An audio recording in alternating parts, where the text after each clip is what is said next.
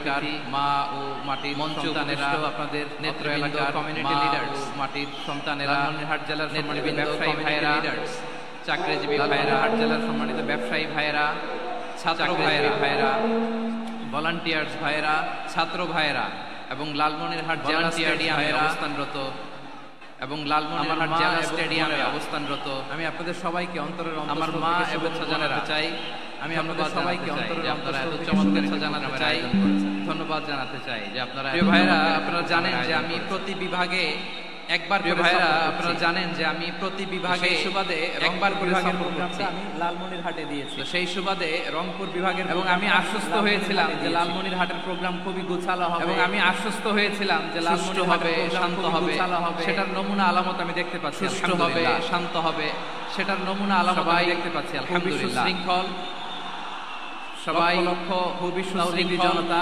পেছনে অনেকে জায়গা পায় নাই কিন্তু কোনো আওয়াজ নেই, সবাই দাঁড়িয়ে আছে। পেছনে অনেকে জায়গা পায় নাই, স্ক্রিন আছে, আওয়াজ নাই, সবাই দাঁড়িয়ে আছে। আপনারা স্ক্রিনে দেখতে পাচ্ছেন, এলইডি স্ক্রিন আছে। আলহামদুলিল্লাহ, আমি সবাইকে দেখতে পাচ্ছি। আপনারা স্ক্রিনে দেখতে পাচ্ছেন, আলহামদুলিল্লাহ, আমি সবাইকে দেখতে পাচ্ছি। শান্ত হয়ে আপনারা বসুন, অল্প শান্ত হয়ে কথা বলার সুযোগ আমি পাই। আপনারা বসুন, যেহেতু আমি হেলিকপ্টারে কথা বলার সুযোগ আমি পাবো, যেহেতু আমি হেলিকপ্টারে করে এসেছি। পলিসি আছে সানসেটের আগে হেলিকপ্টার ডোবার আগে একটা এয়ারপোর্টে পলিসি আছে সানসেটের আগে সূর্য ডোবার আগে এখানে 3:30টার মধ্যে আমাকে উঠে যেতে হবে। আমি যদি বারবার 3:30টার মধ্যে আমাকে উঠে যেতে হবে। শান্ত হতে বলি, বারবার আপনাদেরকে থামাতে থাকি। যদি আমরা সময় নষ্ট করে ফেলি তাহলে এই যে বিশাল মহাশয়, এগুলোতেই যদি আমরা সময় নষ্ট করে ফেলি তাহলে এখানে 2-4টা আমি বার্তা দিতে চাই, এগুলো ব্যাহত হবে। যেখানে 2-4টা আমি বার্তা দিতে চাই, ছেলেরা খুব ভদ্র, এগুলো ব্যাহত হবে। আসার পর থেকে আমাকে রিসিভ করা থেকে শুরু করে স্টেজে আনা থেকে শুরু করে আসার পর থেকে আমাকে রিসিভ করা থেকে শুরু করে স্টেজে আনা তাদেরকে আমি দেখতে পাচ্ছি এবং আলহামদুলিল্লাহ খুবই কোঅপারেটিভ। জেনজি শ্রোতাদেরকে আমি দেখতে পাচ্ছি, করার খুবই কোঅপারেট করার, অ্যাসিস্ট করার মানসিকতা আমার ভাইদের আছে। আলহামদুলিল্লাহ, কোঅপারেট করার, অ্যাসিস্ট করার আমি চাইবো আমার ভাইদের আছে। আলহামদুলিল্লাহ, আমরা একটু নীরব, আমি চাইবো পরিবেশ তৈরি করার একটু চেষ্টা। আমরা প্রচন্ড নীরব নিস্তব্ধ আপনাদের যেমন কষ্ট হচ্ছে আমারও কষ্ট হচ্ছে। প্রচন্ড রোদ, ওনারা বলেছিল আপনাদের যেমন করাবে আমারও কষ্ট হচ্ছে। উপরে পর্দা দিবে, ওনারা বলেছিল দরকার নেই, সরাবে দরকার নাই, উপরে পর্দা দিবে। যেই পরিস্থিতি বললাম দরকার নেই, আমরা বসি, শান্ত হইতে হবে। যে এখানে আমি শান্ত হইতে বলবো, ভলান্টিয়ার্সরা মাইক নিয়ে শান্ত হইতে বলবে, এখানে আমি শান্ত হইতে বলবো, ভলান্টিয়ার্সরা মাইক নিয়ে শান্ত হইতে বলবে। এগুলোর অপেক্ষায় না থেকে স্থাপক নিজ দায়িত্বে বলবে, এগুলোর অপেক্ষায় না থেকে নিজ দায়িত্বে শান্ত থাকি। নিজ দায়িত্বে লালমনিরহাটের এই প্রোগ্রাম একটা ইতিহাস হয়ে থাকে বাংলাদেশে, ঠিক কিনা বলেন? লালমনিরহাটের এই প্রোগ্রাম একটা ইতিহাস হয়ে থাকে বাংলাদেশে, ঠিক কিনা বলেন? শাউট করতে বলবো, নয়েজ করতে বলবো, যখন আমি সময় দিব আওয়াজ, শাউট করতে বলবো, নয়েজ করতে বলবো, কথা বলবো তখন একেবারে চুপ থাকতে হবে, একেবারে চুপ। মাশাআল্লাহ। আর যখন কথা বলবো তখন একেবারে চুপ থাকতে হবে, একেবারে চুপ। মাশাআল্লাহ, হ্যাঁ ঠিক আছে, একেবারে চুপচাপ। ধুলা উড়ানো যাবে না, সামনে আগানো যাবে না। নিজের সুবিধা নিরাপত্তা বুঝতে হবে, নিজের সুবিধা নিরাপত্তা বুঝতে হবে। লাফালাফি, চিৎকার চেঁচামেচি, হাত দেখানোর সমাবেশ না। এখানে লাফালাফি, চিৎকার চেঁচামেচি, হাত দেখানোর দরকার নাই। এখানেও ঠান্ডা হয়ে গেছে, হাত দেখানোর পর্ব শেষ। মাশাআল্লাহ, এখানেও ঠান্ডা হয়ে গেছে ভাইরা। হ্যাঁ, আমাদের স্বেচ্ছাসেবক ভাইরা, আমাদের ভলান্টিয়ার্স ভাইরা, রক্ষাকারী ভাইরা অনেক, আমাদের স্বেচ্ছাসেবক ভাইরা, very good. I'm very happy to see this scenario. Very good. Alhamdulillah. I'm very happy to see this scenario. আমি একটু দেখতে চাই যে রংপুর বিভাগের কে কোন জেলা থেকে আপনারা, আমি একটু দেখতে চাই যে কুড়িগ্রাম থেকে কারা আসছেন, কে কুড়িগ্রাম থেকে আপনারা এসেছেন, কুড়িগ্রাম থেকে কারা আসছেন দেখি। কুড়িগ্রাম, আচ্ছা।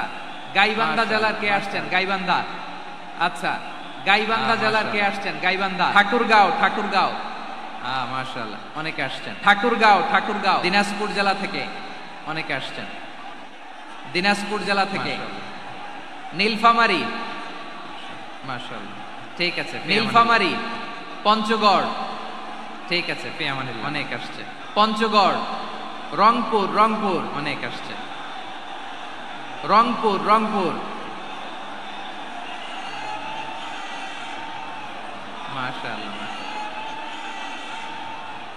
মাশাআল্লাহ, ঠিক আছে।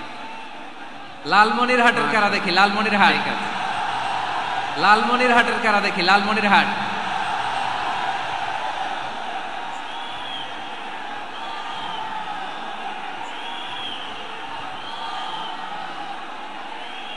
মাশাআল্লাহ,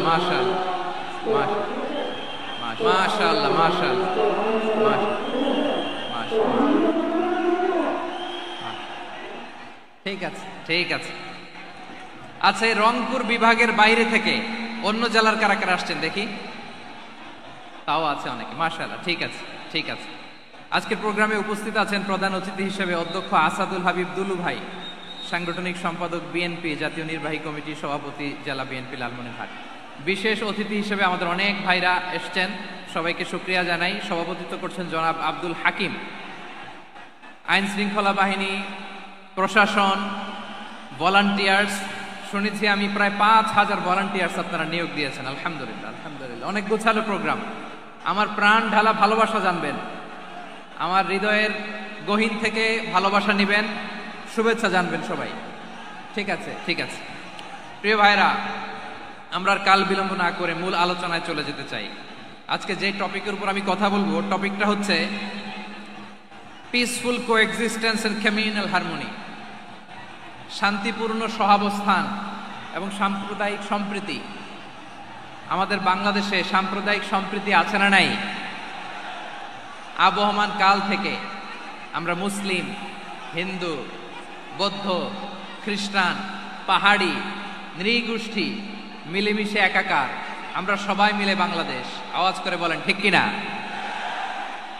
আমাদের পারস্পরিক সম্প্রীতি, ভালোবাসা, সৌহার্দ্যপূর্ণ আচরণ, বোঝাপড়া, এটা বেশ মজবুত, বেশ মজবুত। তবে মাঝে মাঝে আমাদের এই সম্প্রীতির ভেতরে অনেকে ফাটল ধরাতে চায়। আমরা যে সুখে আছি, শান্তিতে আছি, এটা অনেকের ভালো লাগে না, ঠিক কিনা বলেন? আমাদের মধ্যে সাম্প্রদায়িক সম্প্রীতি, সৌহার্দ্যপূর্ণ আচরণ, ভালোবাসা, এটা আবহমান কাল ধরে আছে।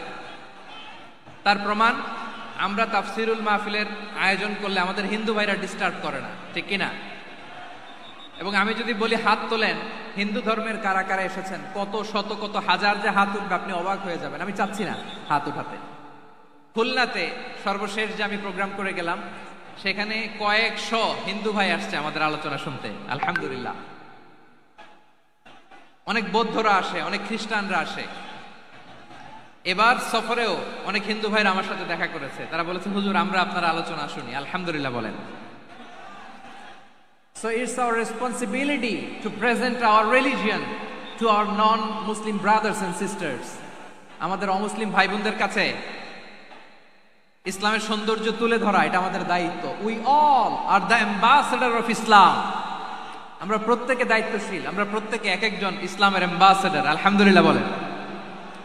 এজন্য এমন ভাবে দ্য বিউটি অফ ইসলাম, ইসলামের সৌন্দর্য আমাদেরকে ফুটিয়ে তুলতে হবে, যাতে করে নন মুসলিমরা শাহাদা পড়ে, কালিমা পড়ে মুসলমান হয়ে যায়। অনেক নন মুসলিম ভাই বোন আমাদের হাতে শাহাদা পড়ে, কালিমা পড়ে মুসলমান হয়েছে, অনেক। সো আমরা যেন ইসলামের বিউটিটাকে তুলে ধরতে পারি, এবং এই যে সম্প্রীতি, এটাকে যেন আমরা অটুট রাখতে পারি। আদতে আদতে বাংলাদেশের ইতিহাস বলে আমাদের দেশে কোনো দাঙ্গা নাই, আছে? লালমনিরহাটের ভাইয়ের আওয়াজ করে বলেন, আমাদের দেশে হিন্দু মুসলিম দাঙ্গা আছে? আমরা ভাই ভাই, আওয়াজ করে বলুন তো, আমরা কি ভাই ভাই? কিন্তু কিছু দুষ্ট লোক আছে, তারা আমাদের সম্পর্কের মধ্যে ফাটল ধরাতে চায়, ঠিক কিনা বলেন? মাঝে মাঝে ঝগড়া লাগাতে চায়।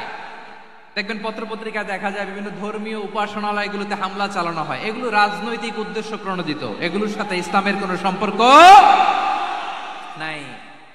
এজন্য এই দুর্বৃত্তদের ব্যাপারে আমাদের সাবধান থাকতে হবে। আমরা সবসময় যেমনি ঐক্যবদ্ধ, ইউনাইটেড, আমরা যদি এরকম ইউনাইটেড থাকি, এই সমস্ত দুর্বৃত্তদের কালো হাত ভেঙে দিতে আমাদের 1 ঘন্টাও লাগবে না। চিল্লায় বলো ঠিক কিনা? আমরা সংঘবদ্ধ থাকবো। এই যে আমাদের পিসফুল কোএক্সিস্টেন্স, শান্তিপূর্ণ সহাবস্থান। হিন্দুরা পূজা করে, যেদিন হিন্দুদের পূজা অনুষ্ঠান, আমরা ওই দিন তাফসির মাহফিল করি না, ঠিক কিনা বলেন? যেদিন আমাদের তাফসিরুল কোরআনের প্রোগ্রাম, ওই দিন আমাদের হিন্দু ভাইরা ডিস্টার্ব করে না। সুবহানাল্লাহ। হিন্দুদের পূজা অনুষ্ঠানে মাদ্রাসার ছাত্র যে পাহারা দেয়, গোটা বিশ্বে এরকম দৃষ্টান্ত, নজির বিরল, ঠিক কিনা বলেন? আইন শৃঙ্খলা বাহিনীর পাশাপাশি মাদ্রাসার ছাত্ররা যে সেখানে পাহারা দেয়, গোটা পৃথিবীতে এই দৃষ্টান্ত আপনি পাবেন। মাদ্রাসার ছাত্ররা, তারা তো কোরআনের ধারক, তারা হাদিসের ধারক, তারা কেন মন্দির পাহারা দিবে? এই সম্প্রীতিকে ধরে রাখার জন্য। এই সৌহার্দ্যকে ধরে রাখার জন্য, আমাদের পারস্পরিক ভালোবাসাকে অটুট রাখার জন্য আওয়াজ করে বলতে হবে, ঠিক কিনা? এখন বলেন, আমাদের এই ভালোবাসা অটুট থাক আমরা চাই কি চাই না? আমরা হিন্দু মুসলিম মিলেমিশে শান্তিপূর্ণ সহাবস্থান, সাম্প্রদায়িক সম্প্রীতি, লালমনিরহাটের ভাইয়ের আওয়াজ করে বলুন, এই সাম্প্রদায়িক সম্প্রীতি আমরা চাই কি চাই না? আল্লাহ এই দেশকে তুমি বরকতময় করো, বাংলাদেশকে তুমি শান্তিময় করো। আওয়াজ করে সবাই বলেন আমিন। এই জায়গাটাতে সামান্য একটু আওয়াজ হচ্ছিল, এটাও থেমে গেছে, আলহামদুলিল্লাহ আলহামদুলিল্লাহ। এখন একেবারে everything is in my control, মাশাআল্লাহ। ঠিক আছে, আমি মূল আলোচনায় যাই। প্রিয় ভাইরা, আমি বলেছিলাম আমার আলোচনার বিষয় হচ্ছে শান্তিপূর্ণ সহাবস্থান, সাম্প্রদায়িক সম্প্রীতি। আমরা দেখব ইসলাম আমাদেরকে কি কি দিক নির্দেশনা দেয়। শান্ত হইতে হবে, খরগোশের কানের মতো কান দুটো আমার দিকে করে রাখেন। আমি এখনো উঠে যাব, হাত নাড়ায় লাভ নাই, আমি উঠে যাব। তাকায় থাকো আর কান খাড়া, আওয়াজ হবে না। হ্যাঁ, মাশাআল্লাহ মাশাআল্লাহ, ঠিক আছে। আমরা দেখব যে রাসূল সাল্লাল্লাহু আলাইহি ওয়াসাল্লাম এই পিসফুল কোএক্সিস্টেন্সের জন্য আমাদের কি শিখিয়েছেন, কি কি গাইডলাইন দিয়েছেন। আমরা 1 2 3 4 করে এগুলো আপনাদের সাথে শেয়ার করব। আমি আপনাদের খেদমতে সূরাতুল আনআমের 108 নম্বর আয়াত তেলাওয়াত করেছি। এখানে আল্লাহ রাব্বুল ইজ্জা ওয়াল জালাল তিনি ইরশাদ করছেন, ওয়ালা তাসুব্বুল্লাযীনা ইয়াদউনা মিন দুনিল্লাহি ফায়াসুব্বুল্লাহা আদওয়ান বিগাইরি ইলম কাযালিকা যায়্যান্না লিকুল্লি উম্মাতিন আমালাহুম থুম্মা ইলা রাব্বিহিম মারজিউহুম ফায়ুনাব্বিউহুম বিমা কানু ইয়ামালুন। রব্বুল আলামিন বলেন, গোলাম ও আমার ইমানদার বান্দারা শোনো শোনো, ও আমার বিশ্বাসী বান্দারা শোনো শোনো,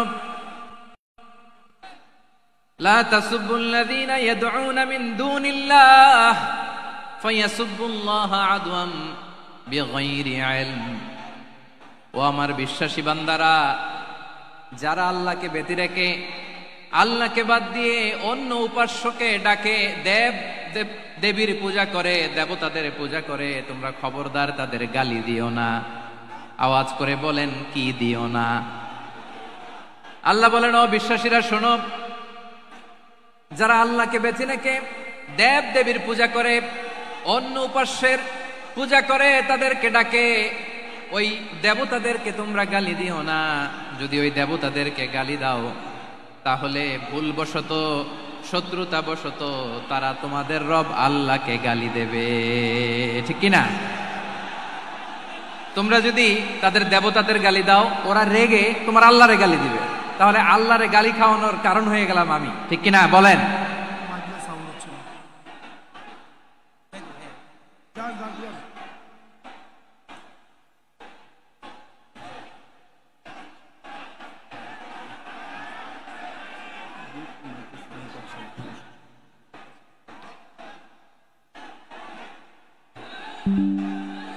সম্মানিত ভাইয়েরা, এত বিশাল প্রোগ্রাম, মাইকের একটা সেটআপ থাকে, তারগুলো অনেক সময় নড়ে যায়, ধাক্কা ধাক্কিতে ডিসপ্লেস হয়, একটু ঝামেলা হবে।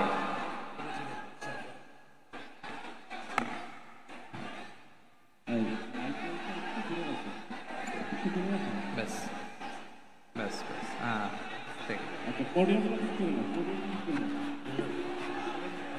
ঠিক আছে। একটু একটু সমস্যা হবে মাঝে মাঝে, আপনারা শান্ত থাকলে, শান্ত থাকতে হবে। এইভাবে সাউন্ড নাই, এই নাই, এই বলতে বলতে আমার সময়ও নাই, উঠে যেতে হবে, এগুলো বোকামি। এই বিভাগীয় প্রোগ্রামগুলোতে যাই, চিৎকার চেঁচামেচি করে তোমরা আসো, সময় শেষ, আমাকে উঠে যেতে হয়। আমরা তো বঞ্চিত হলাম, গুরুত্বপূর্ণ অনেক কথা শোনাবো তোমাদের, অনেক। প্রিয় ভাইরা, আপনারা শান্ত হয়ে বসুন, শান্ত হয়ে। রব্বুল আলামিন বলেন, খবরদার বিশ্বাসীরা, আল্লাহ ছাড়া যারা অন্যান্য উপাস্যদেরকে ডাকে, দেবতাদেরকে ডাকে, তাদেরকে তোমরা গালি দিও না। ওই সমস্ত দেবতাদেরকে যদি তোমরা গালি দাও তাহলে তারা আল্লাহকে গালি দিবে, ঠিক কিনা বলেন? আমরা দেবতাদের গালি দিলে ওরা আল্লাহকে গালি দিবে। রব্বুল আলামিন বলেন, খবরদার দেবতাদেরকে গালি দিও না, তাহলে ওরা তোমার রব আল্লাহরে গালি দেবে।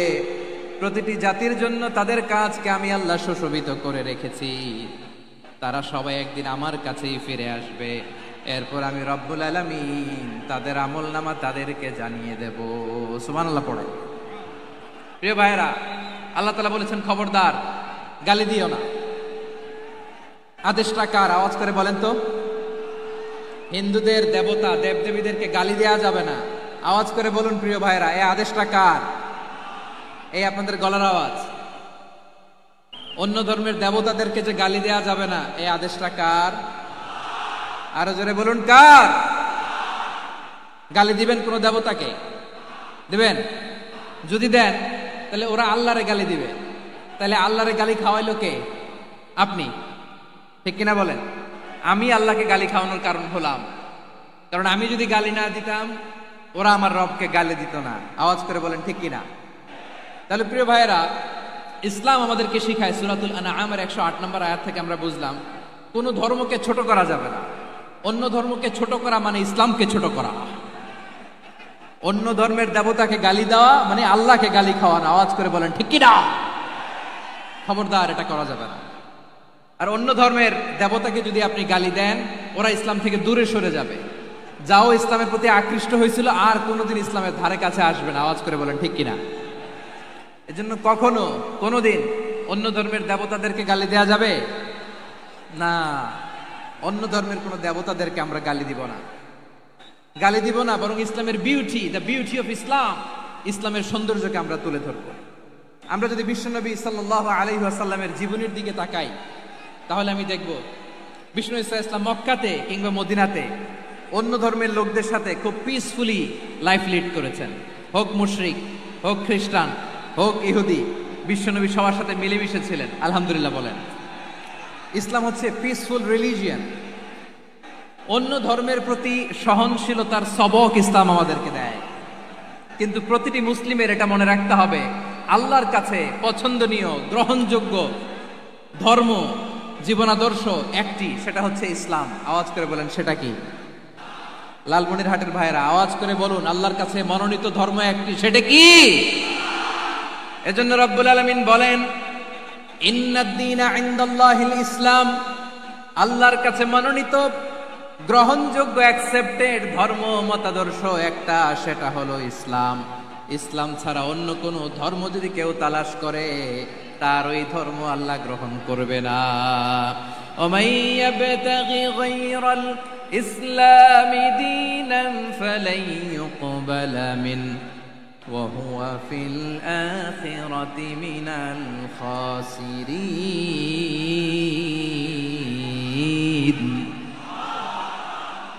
Whoever seek anything except Islam, that won't be accepted from him, and he will be loser in the day of judgment. কিয়ামতের দিন ইসলাম ছাড়া কেউ যদি অন্য কোনো ধর্ম তালাশ করেছে দুনিয়াতে, তার এই মতাদর্শ গ্রহণ করা হবে না।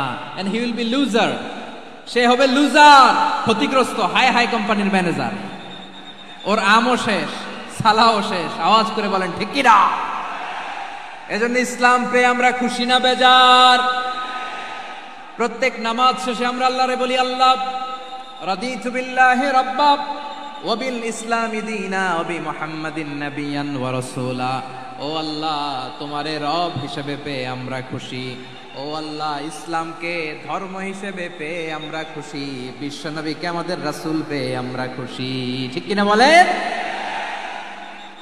ইসলাম ছাড়া অন্য কোনো ধর্ম আমরা গ্রহণ করব না। ঠিক কিনা বলেন? আল্লাহর কাছে অ্যাকসেপ্টেড রিলিজিয়ান একটা, সেটা ইসলাম।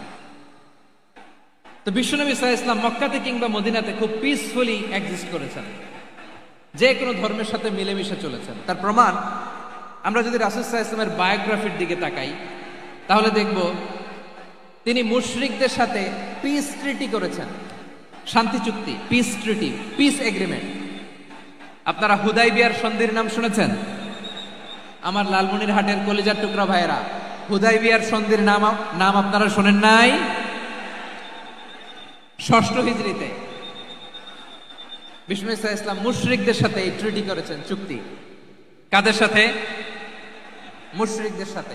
আমরা তো মুসলমান বসতে পারি না, আমরা দুই মুসলিম ভাই একসাথে বসে চা খেতে পারি না, গল্প করতে পারি না। বিষ্ণু ইসলাম মুশরিকদের সাথে ট্রিটি করেছেন। হুদাইবিয়ার সন্ধি, এই সন্ধির আগে মক্কা থেকে কেউ মদিনায় যেতে পারে না, মদিনা থেকে কেউ মক্কায় যেতে পারে না, কিন্তু এই সন্ধির পরে ট্রাফিক স্বাভাবিক হয়ে গেল। মক্কার লোকেরা মদিনায় আসতে পারে, মদিনার লোকেরা মক্কায় আসতে পারে। এটাকে বলে সুলহ হুদাইবিয়া, the peace agreement of Hudaybiyyah, শান্তি চুক্তি। আমরা পৃথিবীতে এখন অনেক শান্তি চুক্তির নাম শুনি, এগুলো সব the piece treaty of Hudaibiya থেকে কপি করা। আল্লাহু আকবার। তাহলে বিশ্বনবী সাল্লাল্লাহু আলাইহি সাল্লাম তিনি যে শান্তিপূর্ণ সহাবস্থানে বিশ্বাসী ছিলেন, মুসলমানেরা যে অন্য ধর্মের প্রতি সহনশীল তার প্রমাণ হচ্ছে এই পিস ট্রিটি। শুধু তাই নয়, মাইকের সাউন্ডটা একটু বাড়াই দিতে হবে, খুব দুর্বল, একটু মজবুত করতে হবে, আর একটু ক্লিন করতে হবে, আর সবগুলা জায়গায় সাউন্ড যাচ্ছে কিনা একটু ক্রস চেক করতে হবে।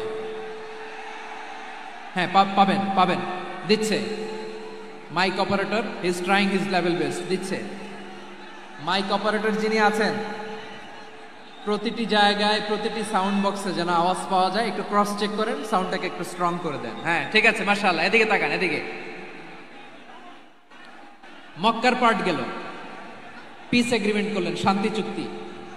বিষ্ণু ইসলাম মদিনায় যে কি করলেন? মদিনায় যে বিষ্ণু ইসলাম মদিনা চার্টার করলেন, মদিনা সনদ, সাহিফাতুল মদিনা, এটার বলে মদিনা চার্টার। যে ওয়েস্টে, ইউরোপে, আমেরিকাতে তারা অনেক চার্টার করে, সব চার্টার মদিনা চার্টার থেকে কপি করা। আওয়াজ করে পড়েন সুবহানাল্লাহ।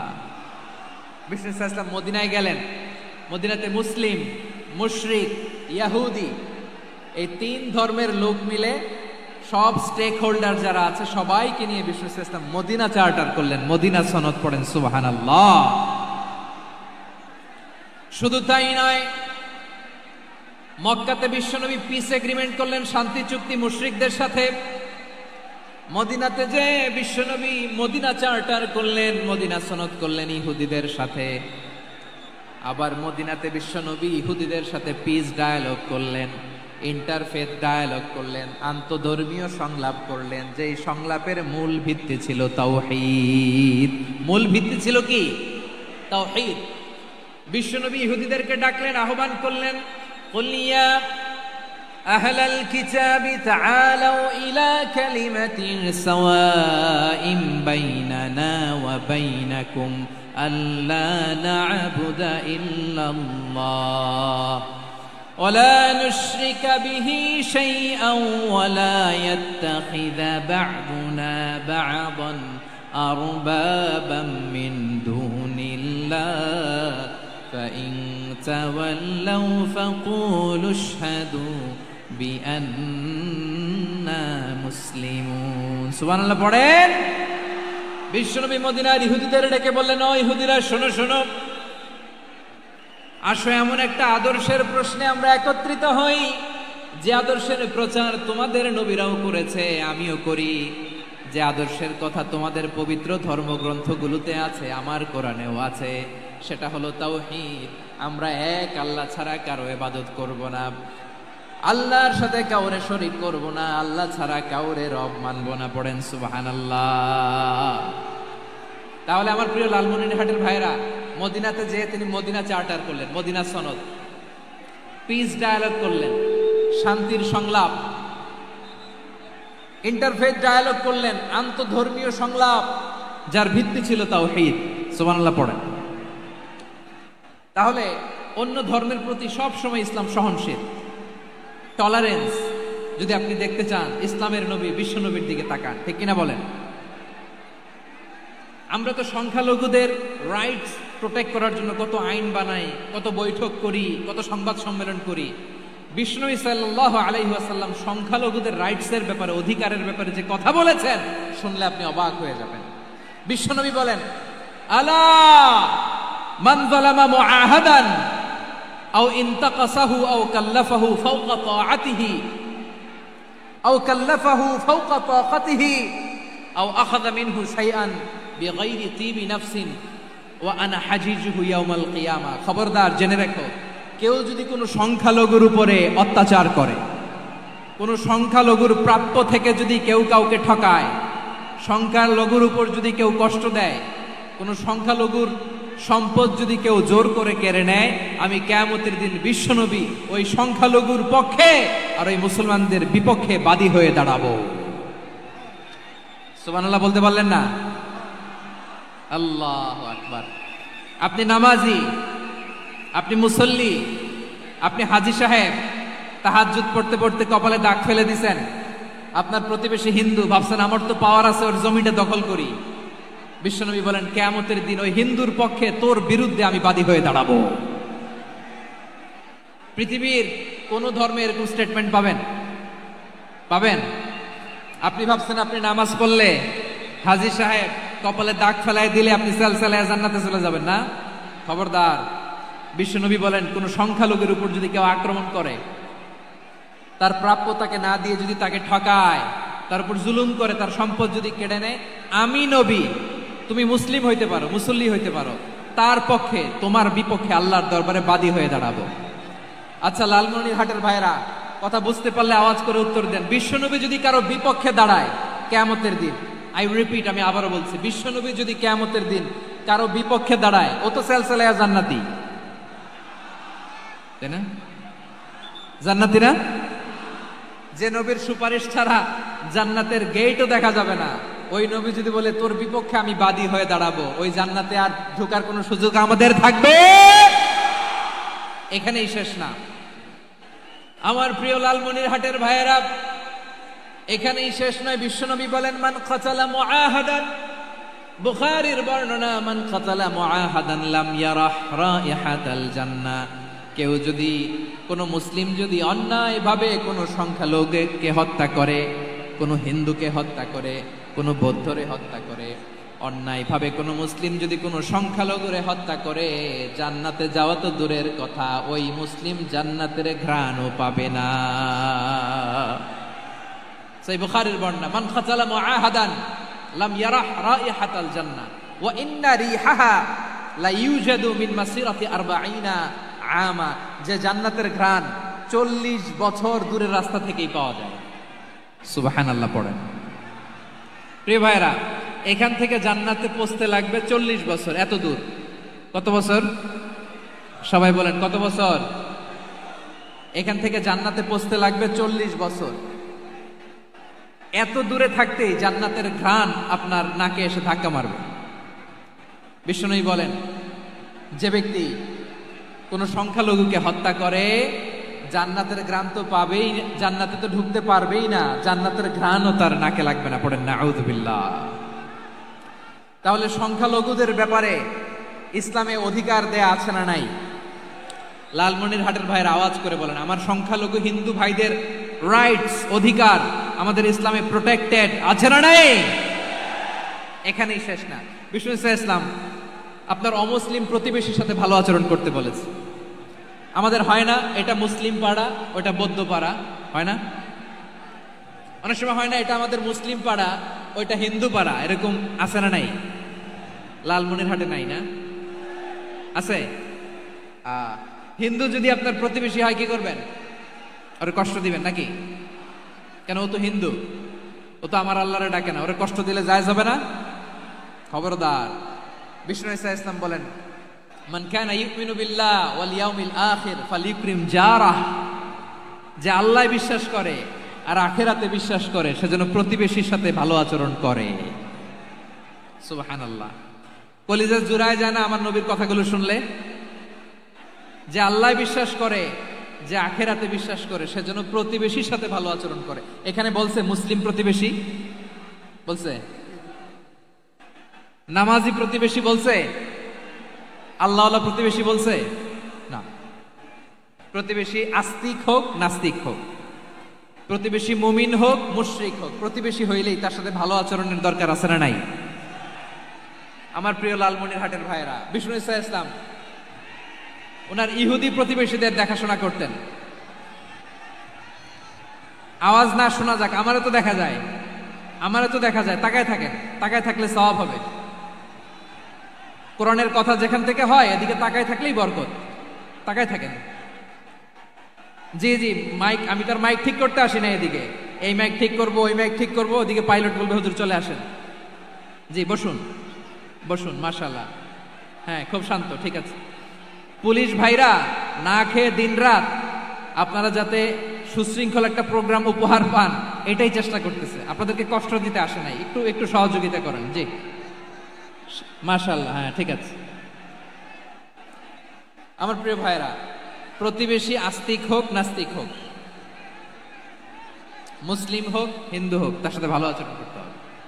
বিষ্ণু ইসা ইসলাম ওনার ইহুদি প্রতিবেশীর বাসায় যেতেন। কোন প্রতিবেশী?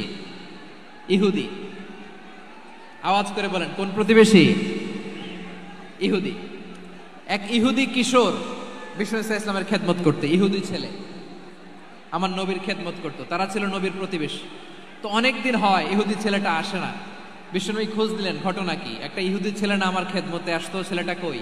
খোঁজ নিয়ে জানলেন ছেলেটা অসুস্থ। বিষ্ণু ইসা ইসলাম ওই ইহুদির বাড়িতে চলে গেলেন ওই ছেলেটাকে দেখা করার জন্য, ভিজিট করার জন্য। সুবহানাল্লাহ পড়বেন না? গেলেন, যে দেখে ইহুদি ছেলেটা মুমূর্ষ, জান জান যায় যায় ভাব, বিছানায় পড়ে আছে, তার বাবা দাঁড়ানো। বিশ্বনবী তার মাথার পাশে বসলেন, মাথায় হাত বুলিয়ে দিলেন, আর ছেলেটাকে বললেন আসলিম, হে ইহুদি ছেলে আসলিম, ইসলাম ধর্ম গ্রহণ করো। তো ছোট্ট ছেলে ভাবে আমরা ইহুদি, এখন ইসলাম ধর্ম গ্রহণ করলে আব্বা যদি বকা দেয়, ফানাযারা ইলা ওয়াজহি আবি, ছেলেটা তার বাবার চেহারার দিকে তাকালো, দেখি আব্বা কি কয়, আব্বা যদি বলে তাইলে ইসলাম ধর্ম গ্রহণ করবে। ইহুদি ছেলেটা তার বাবার দিকে যখন তাকালো, ওর বাবা বলে আতি আবুল কাসিম, আবুল কাসিম যা বলে তাই করো। আবুল কাসিম হচ্ছে বিষ্ণু ইসা ইসলামের একটা কুনিয়াত, উপনাম। আমার রাসূলের বড় ছেলের নাম ছিল কাসেম। যেমন দেখবেন আমাদের এলাকায় কারো ছেলের বড় ছেলের নাম যদি হয় আব্দুল্লাহ, এরা আব্দুল্লাহর বাপ বলে ডাকে। কারো বড় মেয়ের নাম যদি হয় ফাতেমা, এরা কি ডাকে? ফাতেমার বাপ বলে না? তো বিষ্ণু ইসা ইসলামের বড় ছেলের নাম ছিল কাসেম। ইহুদি বাবা বলল আতি আবুল কাসেম, আবুল কাসেম যা বলে তাই শোনো, মানে মোহাম্মদ যা বলে তাই শোনো। এই কথা শুনে ছেলে সাহস পাইছে, ছেলে আবার পড়তে আরম্ভ করলো আশহাদু আল্লাহ ইলাহা ইল্লাল্লাহ ও আশহাদু আন্না মুহাম্মাদার রাসূলুল্লাহ, পড়েন আল্লাহু আকবার। বিশ্বনবীর আহ্বান শুনে ওই আহ্বানে সাড়া দিয়ে ইহুদি ছেলে শাহাদা পড়ে মুসলমান হয়ে গেল। তার হৃদয়টারে ইমানের নূর দিয়ে আলোকিত করে দিল কে? প্রিয় ভাইরা, এবার রাসূল সাল্লাল্লাহু আলাইহি ওয়াসাল্লাম বের হয়ে আসলেন ঘর থেকে, আর বললেন আলহামদুলিল্লাহিল্লাযী আনকাযাহু মিনান নার, প্রশংসা সে আল্লাহর যে আল্লাহ জাহান্নামে চলে যাচ্ছিল প্রায় এমন একটা লোককে মুহূর্তের মধ্যে কালেমায়ে শাহাদাতের বদৌলতে জান্নাতি বানায় দিলেন। আওয়াজ করে পড়েন সুবহানাল্লাহ। এই হাদিস থেকে আমরা কি শিখলাম? What is the moral of the story? এক নাম্বার স্টোরি হলো, প্রতিবেশী ইহুদি হোক হিন্দু হোক, যাবেন, সুসম্পর্ক রাখবেন, উপহার দিবেন, বিপদে পাশে দাঁড়াবেন, তাইলেই তো আপনাদের প্রতি, মুসলমানদের প্রতি তারা আকৃষ্ট হবে, ঠিক কিনা বলেন? আপনি যদি হিন্দুদের সাথে বৌদ্ধদের সাথে নাই মিশেন, নাস্তিকের কাছে নাই যান, তো ইসলামের সৌন্দর্যটা ওরা বুঝবে কেমনে? আমার অনেক হিন্দু পরিচিত ভাই আছে, ওরা আমাদের ইফতারির প্রোগ্রামে এসে একসাথে ইফতারি করে। অনেক মদখোর আমার সাথে বসে একসাথে ডিনার করে, হাফ প্যান্ট পরা, গলায় স্বর্ণের চেইন, হাতে স্বর্ণের ব্রেসলেট, আইসা আমার সাথে ডিনার করছে, আছে এরকম। গাঁজাখোর, আমি বলে আসো, welcome welcome to my dinner, আসো বসো, বসলেই তো আমি ওর ডিএনএ, চিন্তার ডিএনএ চেঞ্জ করে দেওয়ার সুযোগ পাবো, চিল্লায় বলো ঠিক কি না? আসতে হবে আমার কাছে। Our door is open, the door of Islam is open 24/7। সব সময় আমাদের ইসলামের দরজা আমার অমুসলিম ভাইদের জন্য খোলা আছে না নাই? এই হাদিস থেকে দুইটা শিক্ষা। এক নম্বর শিক্ষা, প্রতিবেশী মুসলিম হোক অমুসলিম হোক, যান, অসুস্থ হইলে একটু আপেল নিয়ে যান, আঙ্গুর নিয়ে যান, কমলা নিয়ে যান, তাদের সাথে ভালো আচরণ করেন। ইসলামের বিউটি দেখে, সৌন্দর্য দেখে অবাক হবে, নসিব ভালো হলে কোনোদিন কালিমা পড়ে মুসলমান হয়ে যাবে, ঠিক কিনা বলেন? তাহলে অমুসলিমের সাথে ভালো সম্পর্ক। বিশ্বনবী ইহুদির বাড়িতে গেলেন, ইহুদির বাড়ি, আর আমার মুসলমান ভাই আমার কাফের বলে, এরকম আছে না নাই? মুসলিম মুসলিমরা দেখতে পারে না, সহ্য করতে পারে। বিশ্বনবী সাল্লাল্লাহু আলাইহি ওয়াসাল্লাম ইহুদির বাড়িতে গেলেন, এটা একটা শিক্ষা। আরেকটা শিক্ষা হলো, ভাইয়েরা ধাক্কা মারে এসে সামনে এসে কি লাভ? প্রোগ্রাম তো শেষ হচ্ছে, এখনই শেষ হচ্ছে, তো এই যে আমাদের বকশি ভাই ওয়াদা নিল, হাত তোলালো, মিম বলে এত কথা বলল, তো আমি জেলায় জেলায় যে খালি হাত নাড়াই তোমাদের জন্য নাকি? হ্যাঁ, হাত নাড়াই শুধু, এই ধাক্কাইতে ধাক্কাইতে এদিকে এসে হাত নাড়াইতেছে। হয়েছে তো, দেখলাম তো, ঠিক আছে, মাশাআল্লাহ, অনেক সুশৃঙ্খল, অন্যান্য যে কোনো জেলার জন্য সুশৃঙ্খল। আমার দিকে তাকাও, আমার দিকে তাকাও, ঠিক আছে। এই যে দাঁড়িয়ে আছে, একটা ছেলে নড়ে না, দেখছেন? মাশাআল্লাহ, মাশাআল্লাহ, মাশাআল্লাহ। হ্যাঁ, এইভাবেই। আর কয়েকটা মজাদার কথা আছে, শোনো। এই হাদিস থেকে আমাদের শিক্ষা হলো, আমার প্রতিবেশী যেই ধর্মের হোক আমি সম্পর্ক রাখবো। অসুস্থ হলে যাব, কি বলেন ভাইরা? যাবেন না? যাবেন না আপনারা? আচ্ছা, 2 নম্বর শিক্ষা হলো, বিষ্ণু ঈসা ইসলামের খাদেম ছিল ইহুদি, এতদিন খেদমত করলো, একদিনও বিশ্বনবী ওরে কালিমার দাওয়াত দেয় নাই।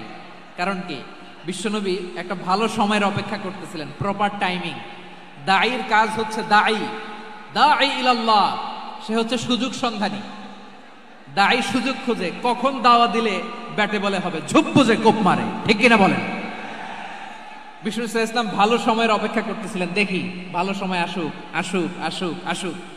আস্তে আস্তে এমন সময় আসছে, ছেলে এবার মুমূর্ষ, অসুস্থ ব্যক্তির হৃদয় অত্যন্ত নরম থাকে। হসপিটালে যখন কেউ যায় তার হৃদয়টা বড্ড নরম থাকে, মৃত্যুর ভয়ে তার অন্তরটা নরম থাকে, ঠিক কিনা বলেন? এই প্রপার টাইমিং এর অপেক্ষা করতেছিলেন। যখনই টাইমিং পেয়েছেন, দাওয়াত দিলেন, পড়ো লা ইলাহা ইল্লাল্লাহ, সুবহানাল্লাহ পড়েন সবাই। তাহলে ইসলাম অমুসলিম প্রতিবেশীর সাথে ভালো আচরণ করতে বলে। ইসলাম অমুসলিম মাতা পিতার সাথেও ভালো আচরণ করতে বলে। মাতা পিতা যদি অমুসলিম হয়, তারা ফেলে দিতে পারবেন? পারবেন? পারবেন?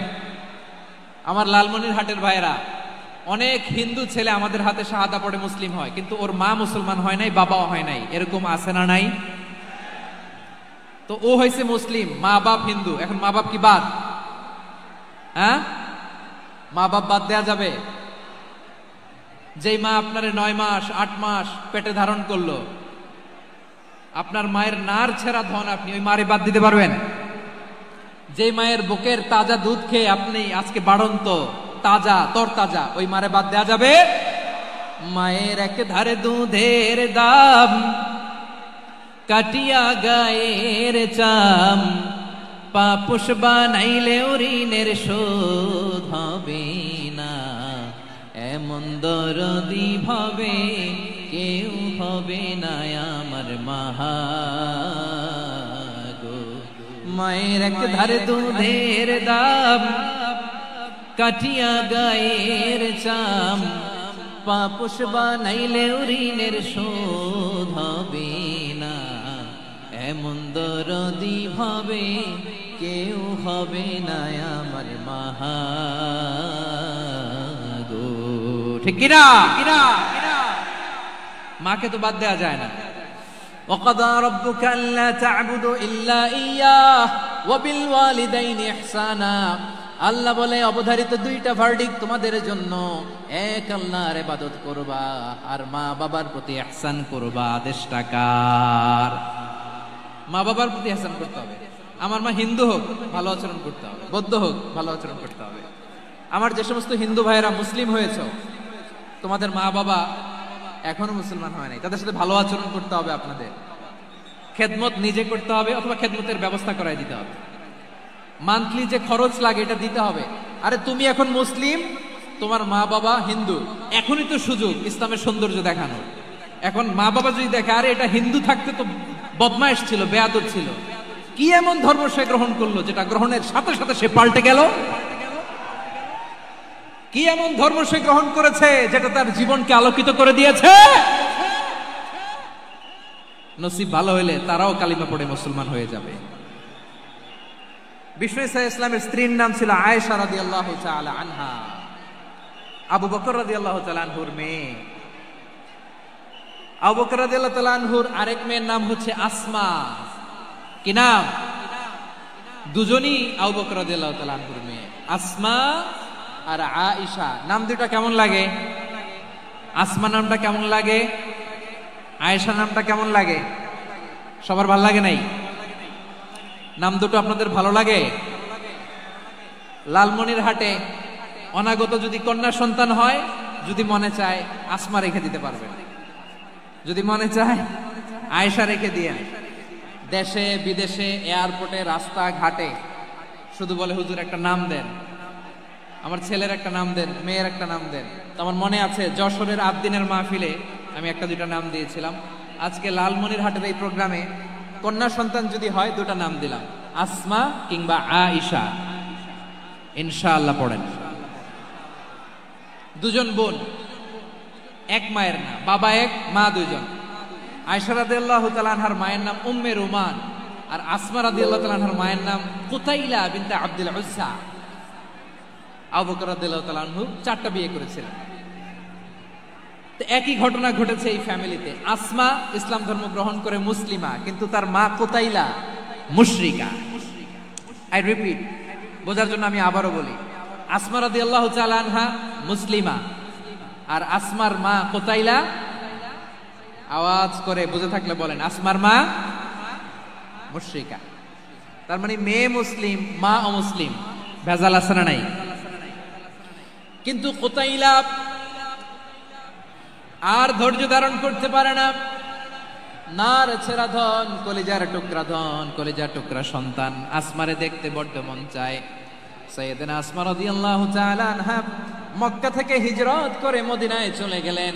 হুদাইবিয়ার পর যখন মক্কা মদিনার ট্রাফিক স্বাভাবিক হলো, মক্কার লোক মদিনায় যায়, মদিনার লোক মক্কায় আসে।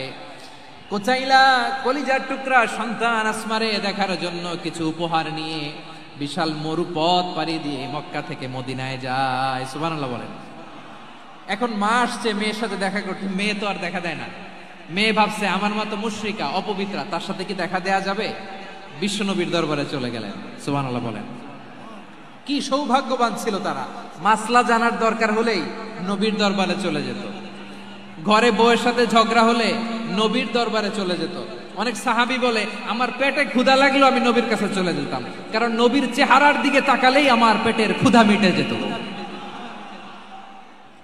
সাইয়েদনা আসমা রাদিয়াল্লাহু তাআলা আনহা বিশ্বনবীর কাছে চলে গেলেন, যে বললেন ইয়া রাসূলুল্লাহ ইয়া হাবিবাল্লাহ ইন্না উম্মি কাদিমাতুন ইলাইয়া ওয়া হিয়া রাগিবা। আমার মা মক্কা থেকে অনেক দূর মরুর পথ পাড়ি দিয়ে উপহার সামগ্রী নিয়ে মদিনায় আমার সাথে দেখা করতে এসেছে গো নবী। আমার জানতে বড্ড ইচ্ছে হয় আমি আমার মুশরিকা মায়ের সাথে একটু দেখা করতে পারবো কিনা। আফা আসিলুহা, আগে যেমনি আমি আমার মায়ের সাথে ভালো আচরণ করতাম, যেমনি আমি আমার মায়ের সাথে সদাচরণ করতাম গো নবী, এখন আমি মুসলিমা মা মুশরিকা, এখনো কি আগের মতো সদাচরণ করতে পারবো নাকি? বিশ্বনবী বললেন নাম সিলিহা, হ্যাঁ রে আসমা, অবশ্যই অবশ্যই, আগে ঠিক যেমন তুমি তোমার মায়ের সাথে ভালো আচরণ করতে এখনো তেমনি আগের মতো ভালো আচরণ করবা। আওয়াজ করে পড়েন সুবহানাল্লাহ। কি ইসলাম আমরা পেয়েছি! কত ব্রড মাইন্ডেড আমাদের ইসলাম, কত ওপেন মাইন্ডেড ইসলাম, কত ওপেন আপ করতে পারে, চিন্তা করতে পারেন।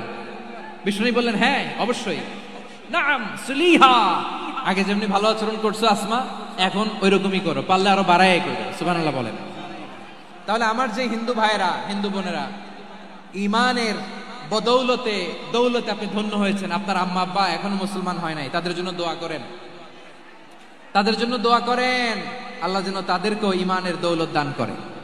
আমরা সবাই পড়ি আমিন, আরো জোরে পড়েন আমিন। এখন বলেন ইসলাম কি ন্যারো মাইন্ডেড রিলিজিয়ান না ব্রড মাইন্ডেড? লালমনিরহাটের যুবক ভাইরা আওয়াজ করো, ইসলাম কি ন্যারো মাইন্ডেড না ব্রড মাইন্ডেড? কতটা ব্রড মাইন্ডেড দেখেন। বিশ্বনবী সাল্লাল্লাহু আলাইহি সাল্লাম অমুসলিমরা যদি নবীকে উপহার দিত, ওই উপহারও বিশ্বনবী গ্রহণ করতেন। সুবহানাল্লাহ পড়েন। আপনার অমুসলিম বন্ধু যদি উপহার দেয় সেটাও আপনি নিতে পারবেন, যেটা নেওয়া জায়েজ। কিন্তু আপনার বন্ধু যদি আপনার মদের বোতল দেয়, নিতে পারবেন? হ্যাঁ, মদের বোতল দিলে পারবেন। আপনার বন্ধু যদি আপনার পর্ক দেয়, পর্ক, শুকরের গোশত মিশ্রিত কোনো খাবার, ওটা নিতে পারবেন না। হালাল যে কোনো জিনিস নিতে পারবেন। বিশ্বনবী সাল্লাল্লাহু আলাইহি ওয়াসাল্লাম অমুসলিমদের দেয়া হাদিয়া গ্রহণ করতেন। কেমন নবী ছিলেন? আমার নবীরে চিনে নেন, আমার নবীর অ্যাটিটিউড জেনে নেন। বিশ্বনবী সাল্লাল্লাহু আলাইহি ওয়াসাল্লাম যখন কোনো জনপদে যেতেন 3টা অপশন নিয়ে যেতেন। প্রিয় ভাইয়ের আওয়াজ করে বলতে হবে, কোন জনপদে গেলে আমার নবীর অপশন থাকতো কয়টা? আমার মতো 3 আঙ্গুল উঁচু করে দেখান আর বলুন আমার নবী কোন জনপদে গেলে কয়টা অপশন নিয়ে যেতেন? 1 নাম্বার অপশন আসলিম তাসলাম। নতুন এলাকায় গেলে বলতেন আসলিম তাসলাম, ইসলাম ধর্ম গ্রহণ করো, শান্তিতে থাকবা, আমার ভাই হয়ে যাবে, আমরা ভাই ভাই। ইসলাম মানো, আমরা ভাই ভাই। অপশন নাম্বার কত? 1। যদি বলে না ইসলাম মানবো না, ওকে, অপশন নাম্বার 2, মুসলিম হওয়ার দরকার নাই, লা ইকরাহা ফিদ্দিন, ইসলামে কোনো বাড়াবাড়ি নাই। খ্রিস্টান আছো থাকো, বৌদ্ধ আছো থাকো, ইহুদি থাকতে চাও থাকো, কিন্তু আমরা যেহেতু রিজিওনাল সুপার পাওয়ার, আমাদের আন্ডারে থাকো, ট্যাক্স দিয়া থাকো, এটার বলে জিজিয়া। আলেম যারা আছেন বুঝবেন এটার আরবিতে কি বলে, জিজিয়া। You pay us the tax, we will give you the security. তোমরা ট্যাক্স দিবা, আমরা সিকিউরিটি দিব, আমাদের আওতায় থাকবা, কেউ তোমাদেরকে আক্রমণ করতে পারবে না, আমরা নিরাপত্তা দিব। সুবহানাল্লাহ বলেন। এটা অপশন নাম্বার কত? আচ্ছা বুঝে থাকলে বলেন 1 নাম্বার অপশন কি ছিল? ইসলাম। ইসলাম মানো, শান্তিতে থাকবা, ভাই ভাই, আমরা ভাই ভাই। অপশন নাম্বার 2, ট্যাক্স দাও, আমরা নিরাপত্তা দিব, মুসলিম হওয়া লাগবে না। এখন 1 নাম্বারও মানে না, 2 নাম্বারও মানে না, মুসলিম হবো না, ভালো, খ্রিস্টান থাকো, ট্যাক্স দাও, আমরা সিকিউরিটি দিব না, এটাও মানি না। বিষ্ণু বলেন তাহলে তলোয়ার আমাদের আর তোমাদের মাঝে ফয়সালা করবে, মুসলিমও হবো না, ট্যাক্স দিবা, নিরাপত্তা দিব, আমরা সুপার পাওয়ার, আমাদের আন্ডারে থাকবে, এটাও না। তাহলে তোমাদেরকে তো আমরা বিশ্বাস করতে পারি না, কখন না কখন বিশ্বাসঘাতকতা করো, কার সাথে মিলে হাত মিলাও, তলোয়ার আমাদের মাঝে ফয়সালা করবে। তখন তিনি জেহাদের সশস্ত্র সংগ্রামের ঘোষণা দিতেন। সুবহানাল্লাহ পড়েন। দেখেন পশ্চিমারা জেহাদকে এইভাবে চিত্রায়িত করে না, ওরা জেহাদ বলতে বোঝায় তলোয়ার, হাত কাটো, গলা কাটো, না, জেহাদ সশস্ত্র সংগ্রাম 3 নম্বরে।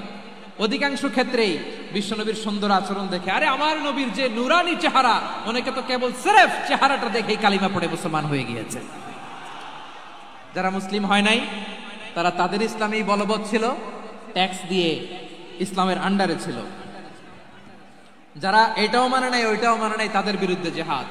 বিষ্ণু ইসলাম 7ম হিজরিতে যখন খায়বার বিজয়ের পরে ইসলাম রিজিওনাল সুপার পাওয়ার হিসেবে আত্মপ্রকাশ করলো, বিশ্বনবী চিঠি লিখলেন অন্যান্য সুপার পাওয়ারের কাছে, রাষ্ট্রীয় চিঠি লেখে এক রাষ্ট্রপ্রধান আরেক রাষ্ট্রপ্রধানের কাছে, ঠিক কিনা বলেন?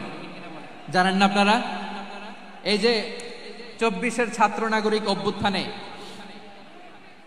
এই অভ্যুত্থান যখন শুরু হয়, আমি তখন সাউথ আফ্রিকাতে, একটা স্ট্যাটাস দিয়েছিলাম, কোটা নয় গোটা দেশ সংস্কার করা লাগবে।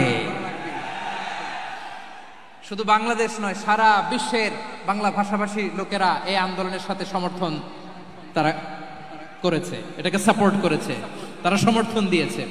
আমাদের ইউনাইটেড আরব আমিরাতের বাংলাদেশি ভাইয়েরা তারা সেখানে রাস্তায় নেমে এসেছিল, জানেন?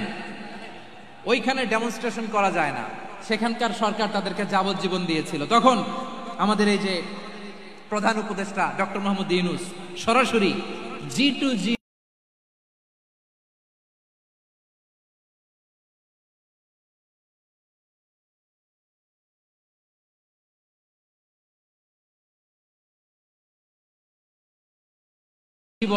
চিঠির কারণে আমার সম্মানে এই 53 জন বাংলাদেশিকে মাফ করে দেন। এই চিঠির বদৌলতে বেকসুর খালাস পেয়ে গিয়েছিল আমাদের ভাইরা, জানেন এই ঘটনা আপনারা? তাহলে গভর্নমেন্ট টু গভর্নমেন্ট চিঠি দেওয়া হয়। 7ম হিজরিতে বিষ্ণু ইসলাম সব সুপার পাওয়ারের কাছে চিঠি দিলেন, রোমান সম্রাটের কাছে, পারস্য অধিপতির কাছে, মিশরের অধিপতির কাছে, সবার কাছে চিঠি লিখলেন।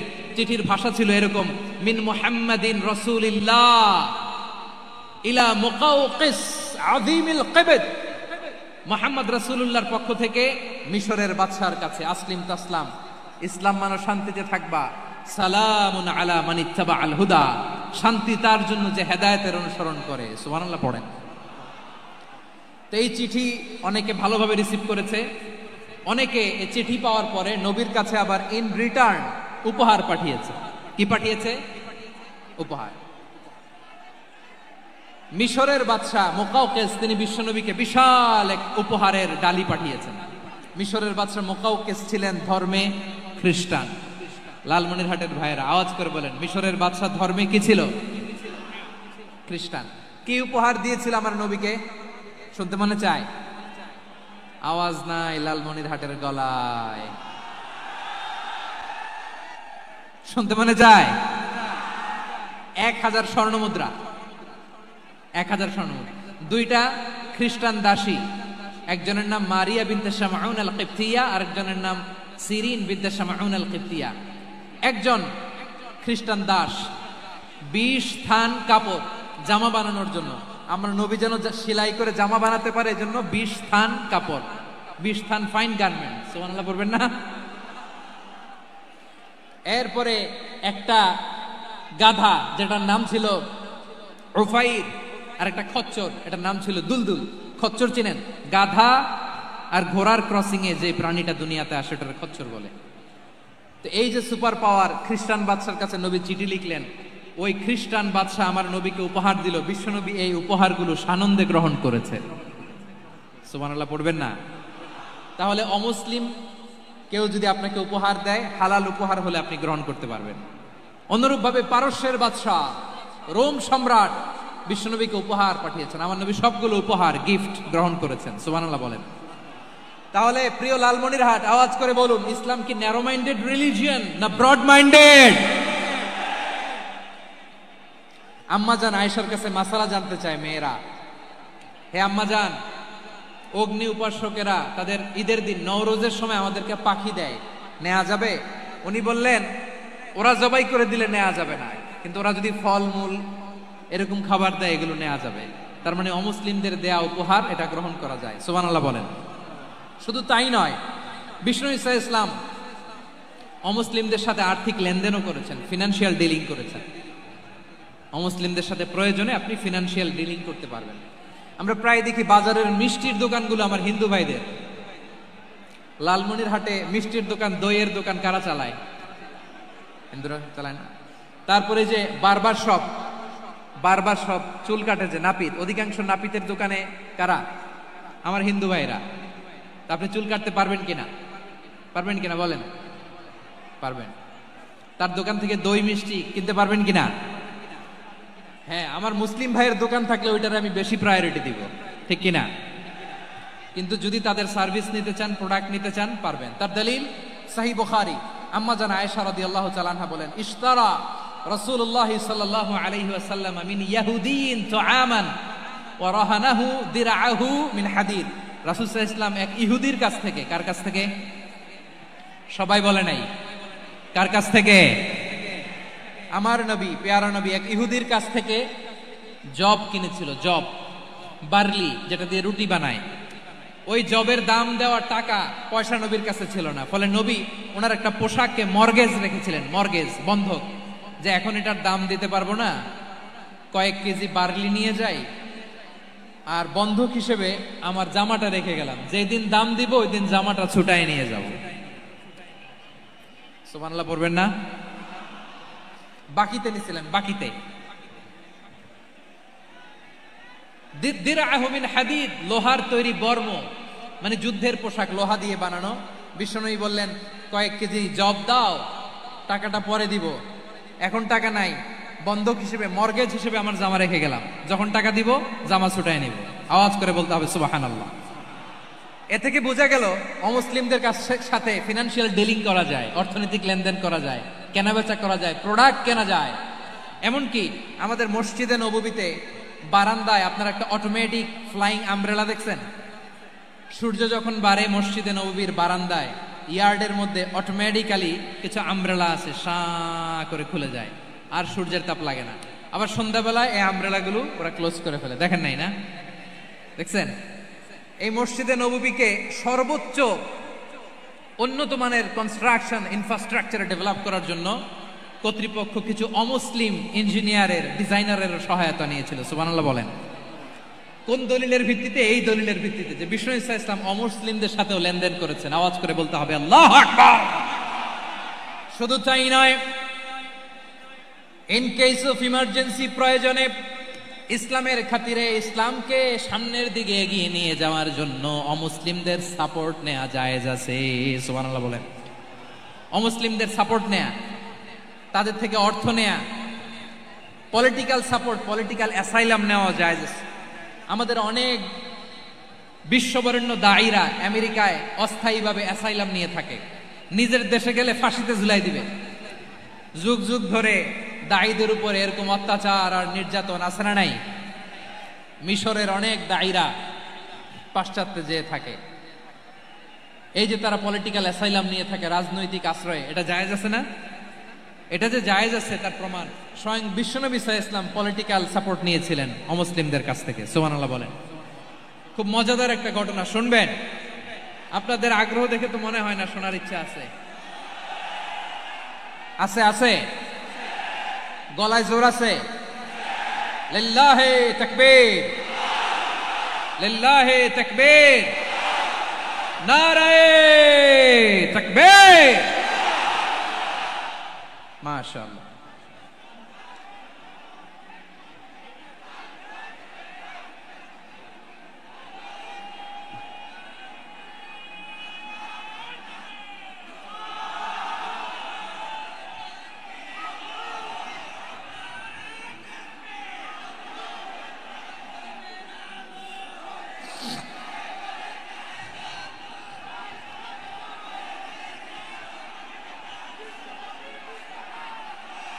মাশাআল্লাহ মাশাআল্লাহ। থামুন থামুন আমার ভাইরা। বিশ্বনবীর বয়স তখন প্রায় 51 বছর। কত বছর? বিশ্বনবীর সবচেয়ে কাছের মানুষ খাদিজা রাদিয়াল্লাহু তাআলা আনহা ইন্তেকাল করেছেন। বিশ্বনবী বড্ড কষ্ট পেলেন, হৃদয়টা ভেঙে খান খান। যিনি ঘরের ভেতরে বিশ্বনবীকে সান্ত্বনা দিতেন, ভালোবাসা দিতেন, বাইরে গেলে কুরাইশরা বকাঝকা করে, অত্যাচার করে, কিন্তু আম্মাজান খাদিজা রাদিয়াল্লাহু তাআলা আনহা ঘরটারে এমন শান্তির নীড় বানায় রেখেছেন, এই ঘরের ভিতরে ঢুকলে বিশ্বনবীর কলিজাটা ঠান্ডা হয়ে যেত।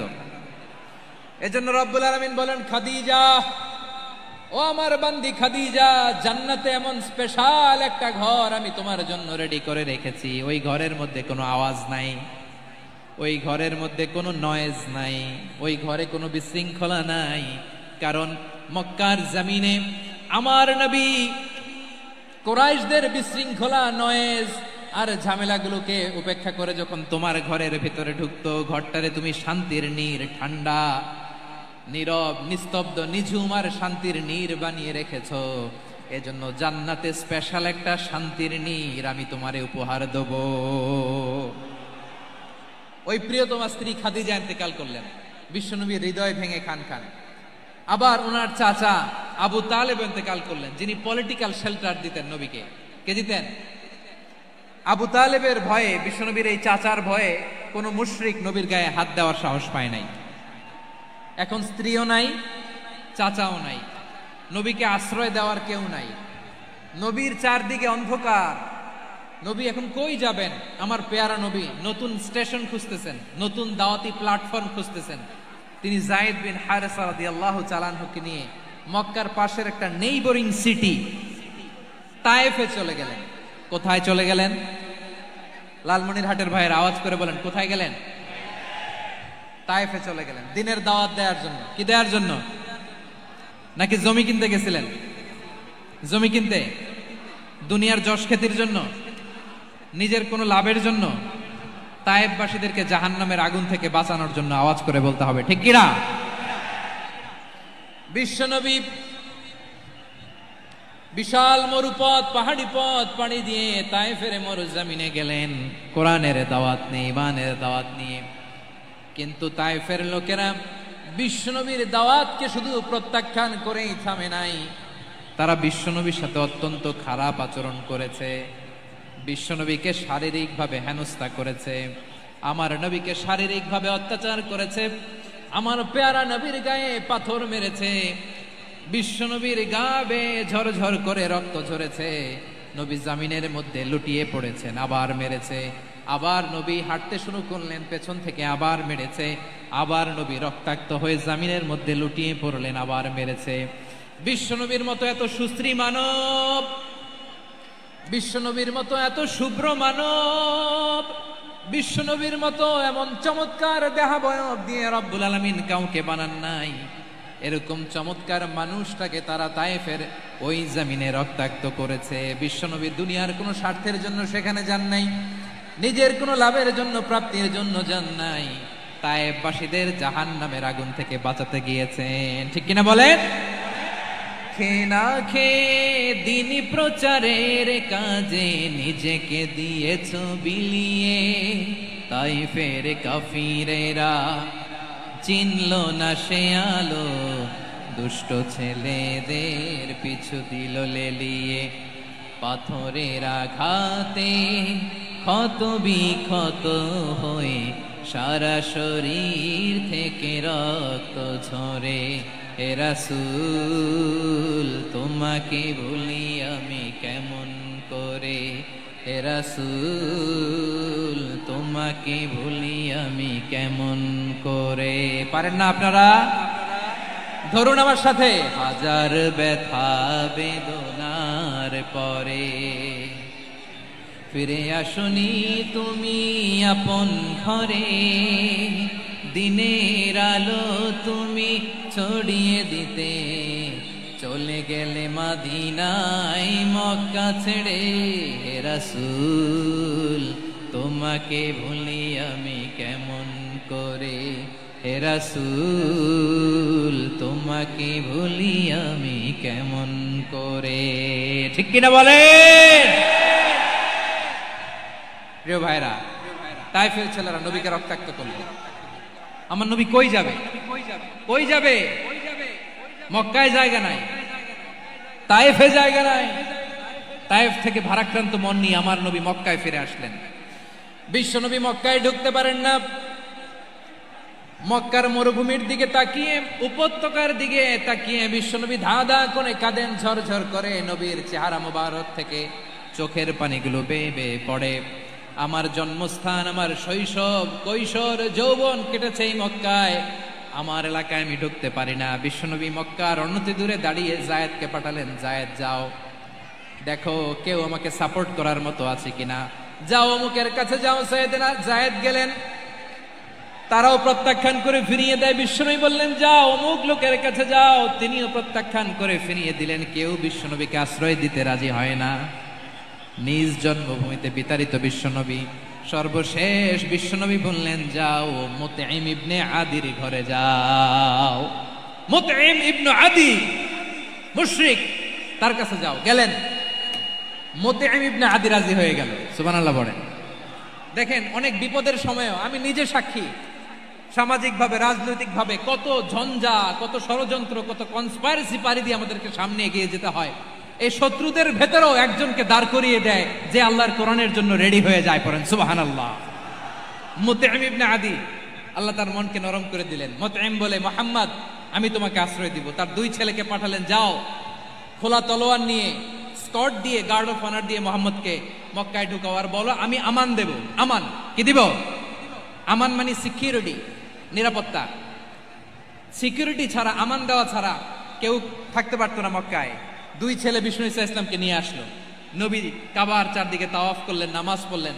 আবু জাহেল, উতবা, সাইবা, ওয়ালিদ ইবনে মুগীরা সবাই দেখে, কেউ কিছু করতে পারে না।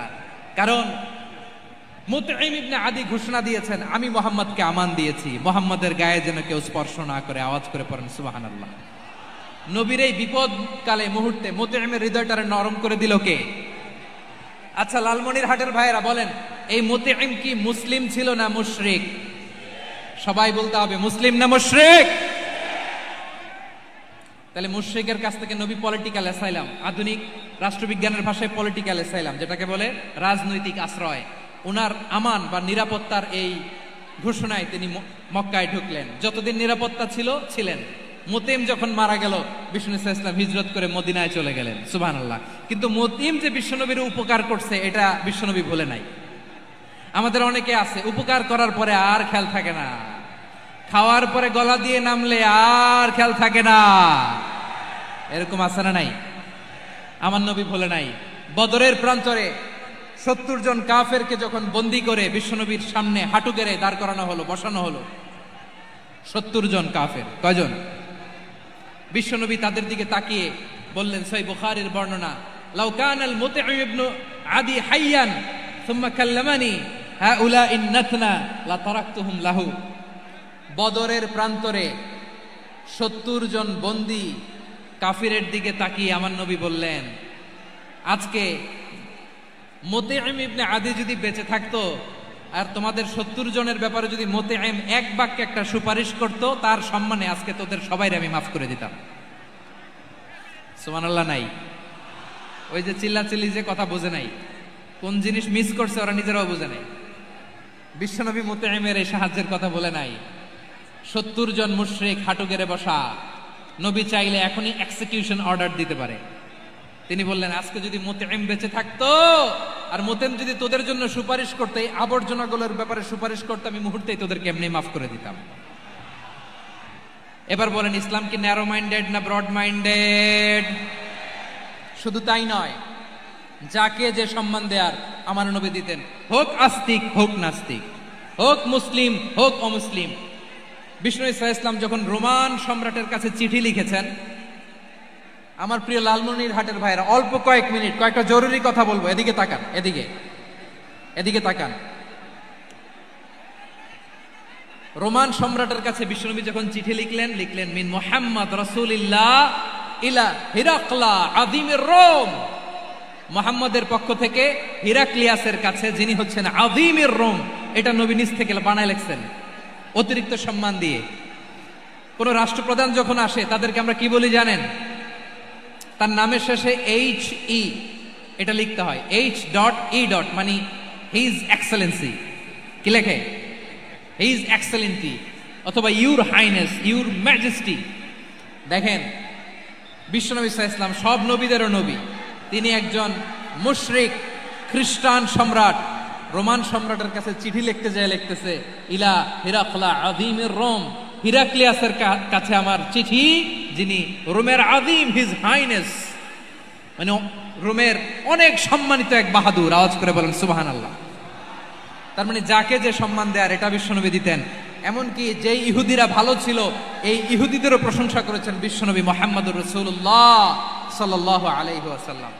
এক ইহুদির প্রশংসা করেছেন বিশ্বনবী। ইহুদির কার? আমি তো আমার ভাইয়ের প্রশংসা করি না, আমি তো এক আলেম আরেক আলেমরে স্পেস দেই না, আমি তো এক দায়ী আরেক দায়ীর সাথে বসতে চাই না। আমার নবী ইহুদির প্রশংসা করে। কার প্রশংসা? ওই ইহুদির নাম ছিল মুখাইরিক। সিরাত গ্রন্থ ঘাটলে পাবেন। তিনি বলেছেন মুখাইরিক খাইরু ইয়াহুদ, Mukhayriq is the best of the Jews. জুইশদের মধ্যে সে সবচেয়ে ভালো। কেন প্রশংসা করলেন তার? এর কারণ মদিনা চার্টারে কথা ছিল সব ধর্মের মুসলিম মুশরিক ইহুদিরা মিলে মদিনাকে রক্ষা করবে। কিন্তু তৃতীয় হিজরিতে যখন উহুদের যুদ্ধ শুরু হলো, সবার কথা ছিল যেই আক্রমণ করে আমরা মদিনাকে বাঁচাবো। কোন শহরকে বাঁচাবো? মদিনাকে। কিন্তু কুরাইশরা যখন অ্যাটাক করলো, ইহুদিরা আর আসে না, ইহুদিরা আর বেরোয় না। বিষ্ণু বললেন ওহে ইহুদিরা, তোমরা না চুক্তি করলে আমার সাথে যে মদিনা বাঁচাতে সবাই ঝাঁপিয়ে পড়বো, আসো। একটা ইহুদিও বেরোয় না, কেউ আসে নাই সেদিন, একজন ছাড়া। তার নাম মুখাইরেক। তার নাম কি?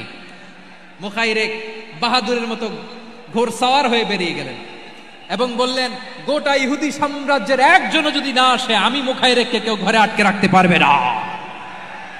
বেরিয়ে আসলেন, এসে বললেন আমি মুহাম্মদের পক্ষে যুদ্ধ করব। আমি মারা গেলে আমার সম্পদ আমার উত্তরাধিকারীরা পাবে না, আমার সম্পদ তোমরা মুহাম্মদকে দিয়ে দিবা। সুবহানাল্লাহ বলেন। উহুদের ময়দানে 70 জন মুসলমান শহীদ হলো। এই ইহুদি সেও মুসলমানের পক্ষে যুদ্ধ করে নিহত হলো। সুবহানাল্লাহ বলেন। মুসলিমদের লাশ যখন নিয়ে আসা হলো, এই মুখাইরিকের লাশও নিয়ে আসা হলো। মুসলিমদের লাশের পাশে মুখাইরিকের লাশ দেখে বিশ্বনবী মুখাইরিকের প্রতি অনেক খুশি হলেন। আর বিশ্বনবী খুশি হয়ে বললেন মুখাইরিক খায়রু ইয়াহুদ, মুখাইরিক যদিও তুমি ইহুদি, তারপরে তুমি সব ইহুদিদের মধ্যে সেরা ইহুদি। পড়েন সুবহানাল্লাহ। আমার নবী ইহুদিকেও সম্মান দিতে কার্পণ্য করে নাই। আওয়াজ করে বলেন আল্লাহু আকবার। প্রিয় ভাইরা, এবার সর্বশেষ আওয়াজ করে বলেন ইসলাম কি ন্যারো মাইন্ডেড নাকি ব্রড মাইন্ডেড? সবাই বলেন ন্যারো মাইন্ডেড না ব্রড মাইন্ডেড? এজন্য অমুসলিম হইলেই তারা আমাদের শত্রু নয়। শত্রু কারা? এই লালমনিরহাটের ভাইয়েরা শোনেন, শত্রু কারা? যে সমস্ত অমুসলিম আমাদেরকে নিশ্চিহ্ন করে দিতে চায়, যে সমস্ত অমুসলিম আমাদের ভূখণ্ড থেকে আমাদেরকে তাড়িয়ে দিতে চায়, যে সমস্ত অমুসলিম আমার ধর্ম নিয়ে তুচ্ছতাচ্ছিল্য করে চিল্লায় বলেন ঠিক কিনা, তারা আমাদের শত্রু। সাধারণ অমুসলিমরা আমার শত্রু নয়। এই যে হিন্দুরা থাকে এরা আমার ভাই, বৌদ্ধরা আমার ভাই, খ্রিস্টানরা আমার ভাই, ইহুদিরা আমার ভাই। তারা দিনই ভাই নয়, তারা মায়ের পেটের ভাই নয়, তারা মানবিক দিক থেকে ভাই। ও মানুষ, আমিও মানুষ। ইসলাম মানুষকে সম্মান করে, চিল্লায় বলো ঠিক কিনা। যারা আমাদের অস্তিত্বকে নিশ্চিহ্ন করতে চায়, যারা আমাদের ভূখণ্ডকে দখল করতে চায়, যারা আমাদেরকে নিয়ে মকারি করে, ফান করে, টিটকারি করে, আমার ধর্ম নিয়ে খেলা করে, তাচ্ছিল্য করে, ওদের বিরুদ্ধে আমাদের জিহাদ। সাধারণ মুসলিম আমাদের শত্রু নয়। আপনি জানেন নিউ ইয়র্কে, আমি তো নিউ ইয়র্কে ছিলাম অনেকদিন, ওখানে ফিলিস্তিনিদের পক্ষে যখন আমরা মিছিল করেছি, অনেক ইহুদি আমাদের সাথে মিছিলে দাঁড়িয়েছে। কারণ ওরাও জানে এই ভূখণ্ড ফিলিস্তিনিদের ভূখণ্ড। আওয়াজ করে বলো লালমনিরহাট ঠিক কিনা। ইসরায়েলের রাজধানী খোদ তেল আবিবে অনেক ইহুদিরা বেঞ্জামিন নেতানিয়াহু তার বিরুদ্ধে মিছিল করেছে। তো তারা কি আমাদের শত্রু? না। অনেক খ্রিস্টান আমাদের সাথে আমাদের স্বার্থ রক্ষায় আমাদের পাশে দাঁড়িয়েছে। খেয়াল রাখবেন, হিন্দু আর হিন্দুত্ববাদ এক নয়, ইহুদি ধর্ম আর জায়নিজম এক নয়। জায়নিজমের বিরুদ্ধে আমাদের সংগ্রাম, আমাদের জিহাদ, চিল্লায় বলেন ঠিক কিনা। এই যে ফিলিস্তিনের ভাইয়েরা, তারা তাদের স্বাধীনতা সংগ্রামের জন্য লড়াই করছে, করে যাচ্ছে, আমরা এটাকে সমর্থন জানাই, চিল্লায় বলো ঠিক কিনা। কাশ্মীরের ভাইয়েরা স্বাধীনতার জন্য সংগ্রাম করছে, আমরা সেই সংগ্রামকে সমর্থন জানাই, আওয়াজ করে বলো ঠিক কিনা। যারাই আমাদের ইসলামকে নিশ্চিহ্ন করতে চায় তাদের বিরুদ্ধে আমাদের সংগ্রাম, আওয়াজ করে বলতে হবে ঠিক কিনা। ওই সমস্ত দুর্বৃত্তদের সাথে আমাদের কোনো সম্পর্ক নাই। আমরা যদি ঐক্যবদ্ধ থাকতে পারি, ওই দুর্বৃত্তরা চান্স পাবে না। আমরা ঐক্যবদ্ধ থাকতে রাজি আছি। লালমনিরহাটের ভাইয়েরা, আমরা ঐক্যবদ্ধ থাকলে ওই দুর্বৃত্তদের কালো হাত ভেঙে দিতে আমাদের সময় লাগবে না। তাদের কালো হাত ভেঙে দিতে রাজি আছে মুসলমান? কারা কারা রাজি? দু হাত তুলে দেখাও।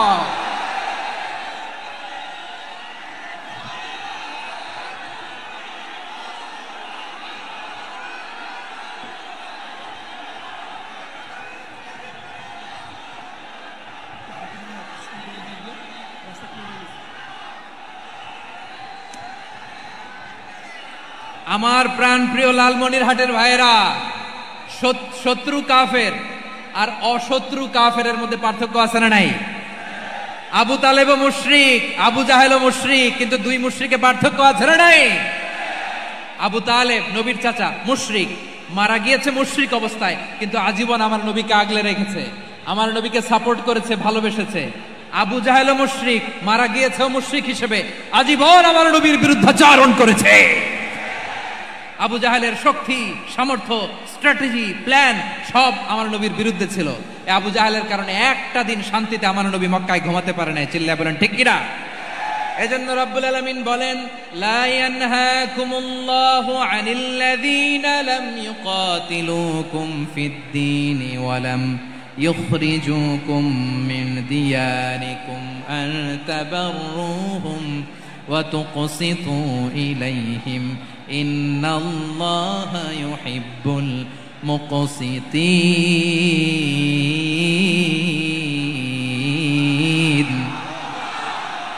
আল্লাহ বলে, গোলামেরা শোনো শোনো, যে সমস্ত অমুসলিম তোমাদের সাথে ধর্মযুদ্ধে লিপ্ত হয় না, তোমাদের বিরুদ্ধে যে সমস্ত অমুসলিম অস্ত্র ধরে না, যে সমস্ত অমুসলিম তোমাদেরকে তোমাদের জন্মস্থান থেকে, ভূখণ্ড থেকে তাড়িয়ে দেয় না, তাদের সাথে ভালো আচরণ করতে আমি আল্লাহ নিষেধ করি নাই। তাদের সাথে সদাচরণে কোনো নিষেধাজ্ঞা নাই, বরং তাদের সাথে সদাচরণ করো, এটাই আমি আল্লাহ চাই। তাহলে আমার যে অমুসলিমরা আমাদের সাথে শত্রুতা করে না, তুচ্ছতাচ্ছিল্য করে না, আমাদের ভূমি থেকে আমাদেরকে উচ্ছেদ করতে চায় না, আমাদের বিরুদ্ধে অস্ত্র ধরে না, ওই অমুসলিম ভাইদের সাথে আমাদের কোনো দ্বন্দ্ব আছে? কোনো বিরোধ আছে?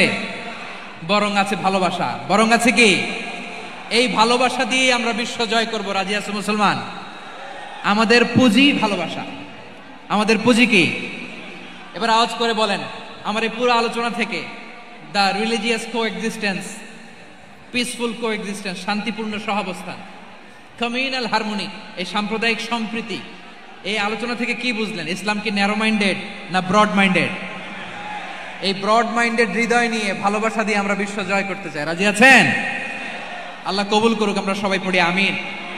লালমনিরহাটের জেলা স্টেডিয়ামে আমার প্রিয় মায়েরা বোনেরা, আপনাদের জন্য একটা হাদিস বলে শেষ করব। বিশ্বনবী বলেন, আমার মায়েরা খেয়াল করে শুনুন, বিশ্বনবী আপনাদের উদ্দেশ্য করে বলেন, আল মারআতু ইযা সাল্লাত খামসাহা ওয়া সামাত শাহরাহা হাফিজাত ফুরুজাহা আতাআত বা'লাহা ফালতাদখুল মিন আইয়ি আবওয়াবিল জান্নাতি শাআত।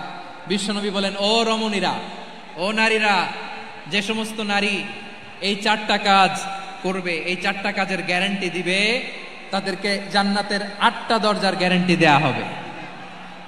কি 4টা কাজ? 1 নাম্বার, আল মারআতু ইযা সাল্লাত খামসাহা, যে নারী 5 ওয়াক্ত নামাজ পড়ে। কি করে? জেলা স্টেডিয়ামে অবস্থানরত আমার নারীরা বোনেরা, বিশ্বনবী আপনাদেরকে 4টা কাজের কথা বলেছেন, খুব বেশি না। 4টা করলে 8 জান্নাতের দরজা সব খোলা। কোনটা দিয়ে যাবেন? যেটা দিয়ে মনে চায়। 1 নাম্বার 5 ওয়াক্ত নামাজ। আমার বোনেরা জোহরের নামাজ পড়তে পড়তে এটা আসরে নিয়ে যায়, আসর পড়তে পড়তে এটা মাগরিবে নিয়ে যায়। এরকম আসরে নাই? লালমনিরহাটে হয়তো নাই। আমার বোনেরা এটা করবেন না। ইন্নাস সালাতা কানাত আলাল মুমিনিনা কিতাবাম মাওকুতা, সময় মতো পড়বেন। সামাত শাহরাহা, রমাদানের রোজাগুলো রাখবেন। হাফিজাত ফুরুজাহা, যে নারী তার চরিত্রকে হেফাজত করে, তার প্রাইভেট হেফাজত করে, তার লজ্জাস্থান হেফাজত করে। ও মায়েরা, আপনার এই গর্ভ যে কত দামি আপনি জানেন না। আপনার এই গর্ভ থেকে জন্মাবে আগামীর সালাহুদ্দিন আল আইয়ুবী। আপনার গর্ভ থেকেই জন্মাবে ইমাম আল মাহদি আল মুনতাদা। আপনার পেট থেকে জন্মাবে আবু সাইদের মতো বীর সৈনিক। আপনার পেট থেকে জন্মাবে মুগ্ধের মতো বীর মুজাহিদ। আপনি জানেন না কে আসবে আপনার পেট থেকে। সময়টাকে কাজে লাগান, ইসলামকে বুঝেন, মানেন, আমাদের ইসলামিক লেকচারগুলো শোনেন। আমরা যে বার্তাগুলো, ইনস্ট্রাকশনগুলো, দিক নির্দেশনাগুলো আপনাদের খেদমতে রাখি, এগুলো মেনে চলুন। আপনিই পারেন আপনার ঘরটাকে জান্নাতের টুকরা বানাতে। একটা family, it's a very big institution and you are the MD, the managing director of this institution. চিল্লায় বলেন ঠিক কিনা? চাইলেই পারেন ঘরটারে জান্নাতের টুকরা বানাতে। 5 ওয়াক্ত সালাত, রমাদানের রোজা, নিজের চরিত্রের হেফাজত, ও আতাআত বা'লাহা, স্বামীর আনুগত্য। এটাতে অনেকে ভুল করে থাকে। হায় রে আমার বোনেরা, স্বামীর আনুগত্যকে এটা নিজের অপমান মনে করবেন না। আপনার স্বামী আপনার সবচেয়ে বড় গার্ডিয়ান, তিনি আপনার সবচেয়ে ভালো চায়। নারী কখনো গার্ডিয়ানশিপের বাইরে থাকতে পারে না। হয় আপনি বাবার গার্ডিয়ানশিপের ভেতরে, বাপ না থাকলে ভাই আপনার গার্ডিয়ান, ভাই না থাকলে চাচা গার্ডিয়ান, বিয়ের পরে আপনার স্বামী আপনার গার্ডিয়ান। শরিয়া সম্মত স্বামীর আদেশগুলো আপনি মেনে চলবেন, কিন্তু শরিয়া বিরুদ্ধ কোনো আদেশ মানতে আপনি বাধ্য নয়। আওয়াজ করে বলুন সবাই ঠিক কিনা? এই 4টা কাজ যদি কোনো নারী করে, বিশ্বনবী বলেন জান্নাতের 8টা দরজা খোলা। তোমার যেটা দিয়ে মনে চায় সেটা দিয়ে জান্নাতে তুমি এন্ট্রি নিতে পারবা। আমরা এখানে লালমনিরহাটের সোহরাওয়ার্দী ময়দানে আজকে যেন একত্রিত হতে পারলাম, আল্লাহর জান্নাতেও যেন একত্রিত হতে পারে। আল্লাহ তুমি তৌফিক দান করো। আল্লাহ আমার এই কলিজার টুকরা যুবক ভাইদেরকে তুমি উমরে ফারুকের মতো কবুল করো। জেলা স্টেডিয়ামে অবস্থানরত আমার মা বোনদেরকে তুমি ফাতেমার মতো, খাদিজার মতো কবুল করো। আমাদের কলিজার টুকরা সন্তানদেরকে তুমি সালাহুদ্দিন আল আইয়ুবীর মতো কবুল করো। এই যে ইসলামিক সোসাইটি, পুলিশ ভাইয়েরা আপনাদেরকে একটু অন্য উপাস্যের আল্লাহ, আমাদের ভলান্টিয়ার্স ভাইরা, আমাদের স্বেচ্ছাসেবক ভাইরা, আইন শৃঙ্খলা রক্ষাকারী ভাইরা অনেক চেষ্টা করতেছে। মাশাআল্লাহ, very good. I am very happy to C this scenario. মাশাআল্লাহ, আলহামদুলিল্লাহ। আমি একটু দেখতে চাই যে রংপুর বিভাগের কে কোন জেলা থেকে আপনারা এসেছেন। কুড়িগ্রাম থেকে কারা এসেছেন দেখি? কুড়িগ্রাম, মাশাআল্লাহ মাশাআল্লাহ। আচ্ছা, গাইবান্ধা জেলার কে আসছেন? গাইবান্ধা, মাশাআল্লাহ। ঠাকুরগাঁও অনেকে আসছেন। দিনাজপুর জেলা থেকে, মাশাআল্লাহ। নীলফামারী, ঠিক আছে, ফি আমানিল্লাহ। পঞ্চগড় অনেক আসছে। রংপুর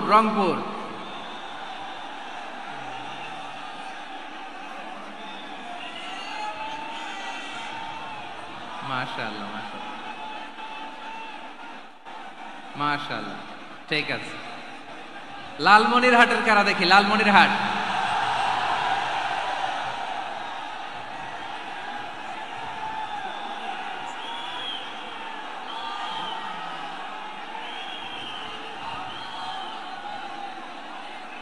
মাশাআল্লাহ মাশাআল্লাহ মাশাআল্লাহ।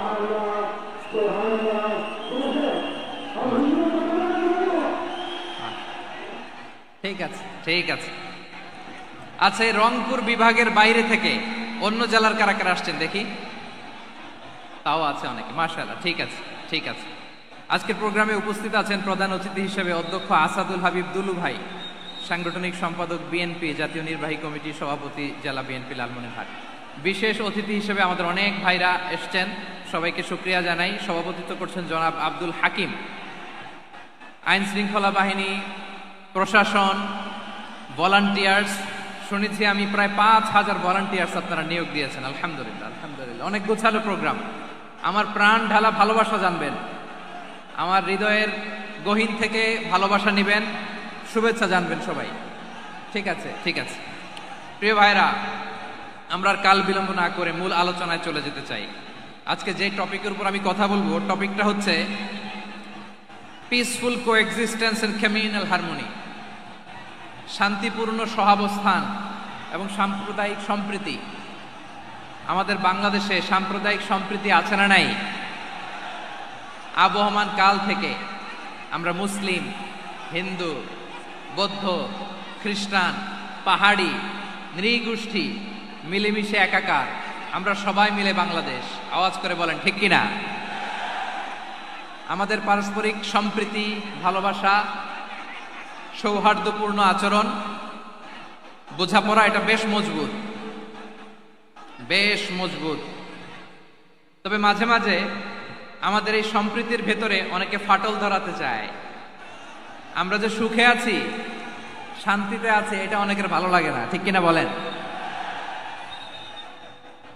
আমাদের মধ্যে সাম্প্রদায়িক সম্প্রীতি, সৌহার্দ্যপূর্ণ আচরণ, ভালোবাসা, এটা আবহমান কাল ধরে আছে। তার প্রমাণ, আমরা তাফসিরুল মাহফিলের আয়োজন করলে আমাদের হিন্দু ভাইরা ডিস্টার্ব করে না, ঠিক কিনা?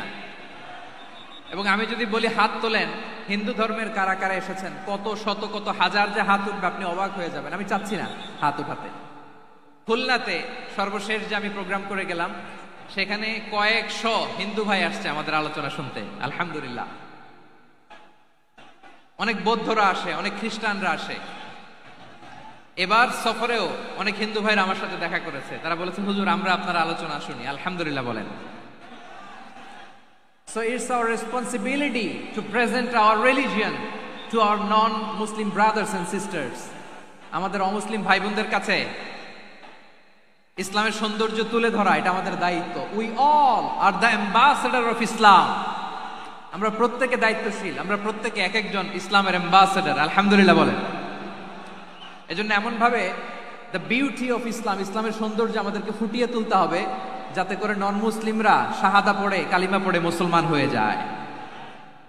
অনেক নন মুসলিম ভাই বোন আমাদের হাতে শাহাদা পড়ে, কালিমা পড়ে মুসলমান হয়েছে, অনেক। সো আমরা যেন ইসলামের বিউটিটাকে তুলে ধরতে পারি, এবং এই যে সম্প্রীতি, এটাকে যেন আমরা অটুট রাখতে পারি। আদতে আদতে বাংলাদেশের ইতিহাস বলে আমাদের দেশে কোনো দাঙ্গা নাই, আছে? লালমনিরহাটের ভাইয়ের আওয়াজ করে বলেন, আমাদের দেশে হিন্দু মুসলিম দাঙ্গা আছে? আমরা ভাই ভাই, আওয়াজ করে বলুন তো, আমরা কি ভাই ভাই? কিন্তু কিছু দুষ্ট লোক আছে, তারা আমাদের সম্পর্কের মধ্যে ফাটল ধরাতে চায়, ঠিক কিনা বলেন? মাঝে মাঝে ঝগড়া লাগাতে চায়। দেখবেন পত্রপত্রিকায় দেখা যায় বিভিন্ন ধর্মীয় উপাসনালয়গুলোতে হামলা চালানো হয়। এগুলো রাজনৈতিক উদ্দেশ্য প্রণোদিত, এগুলোর সাথে ইসলামের কোনো সম্পর্ক নাই। এজন্য এই দুর্বৃত্তদের ব্যাপারে আমাদের সাবধান থাকতে হবে। আমরা সবসময় যেমনি ঐক্যবদ্ধ, ইউনাইটেড, আমরা যদি এরকম ইউনাইটেড থাকি, এই সমস্ত দুর্বৃত্তদের কালো হাত ভেঙে দিতে আমাদের 1 ঘন্টাও লাগবে না। চিল্লায় বলো ঠিক কিনা? আমরা সংঘবদ্ধ থাকবো। এই যে আমাদের পিসফুল কোএক্সিস্টেন্স, শান্তিপূর্ণ সহাবস্থান। হিন্দুরা পূজা করে, যেদিন হিন্দুদের পূজা অনুষ্ঠান, আমরা ওই দিন তাফসির মাহফিল করি না, ঠিক কিনা বলেন? যেদিন আমাদের তাফসিরুল কোরআনের প্রোগ্রাম, ওই দিন আমাদের হিন্দু ভাইরা ডিস্টার্ব করে না, সুবহানাল্লাহ। হিন্দুদের পূজা অনুষ্ঠানে মাদ্রাসার ছাত্র যে পাহারা দেয়, গোটা বিশ্বে এরকম দৃষ্টান্ত নজির বিরল, ঠিক কিনা বলেন? আইন শৃঙ্খলা বাহিনীর পাশাপাশি মাদ্রাসার ছাত্ররা যে সেখানে পাহারা দেয়, গোটা পৃথিবীতে এই দৃষ্টান্ত আপনি পাবেন। মাদ্রাসার ছাত্ররা, তারা তো কোরআনের ধারক, তারা হাদিসের ধারক, তারা কেন মন্দির পাহারা দিবে? এই সম্প্রীতিকে ধরে রাখার জন্য, এই সৌহার্দ্যকে ধরে রাখার জন্য, আমাদের পারস্পরিক ভালোবাসাকে অটুট রাখার জন্য। আওয়াজ করে বলতে হবে, ঠিক কিনা?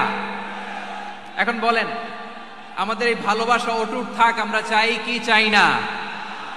আমরা হিন্দু মুসলিম মিলেমিশে শান্তিপূর্ণ সহাবস্থান, সাম্প্রদায়িক সম্প্রীতি, লালমনিরহাটের ভাইয়ের আওয়াজ করে বলুন, এই সাম্প্রদায়িক সম্প্রীতি আমরা চাই কি চাই না?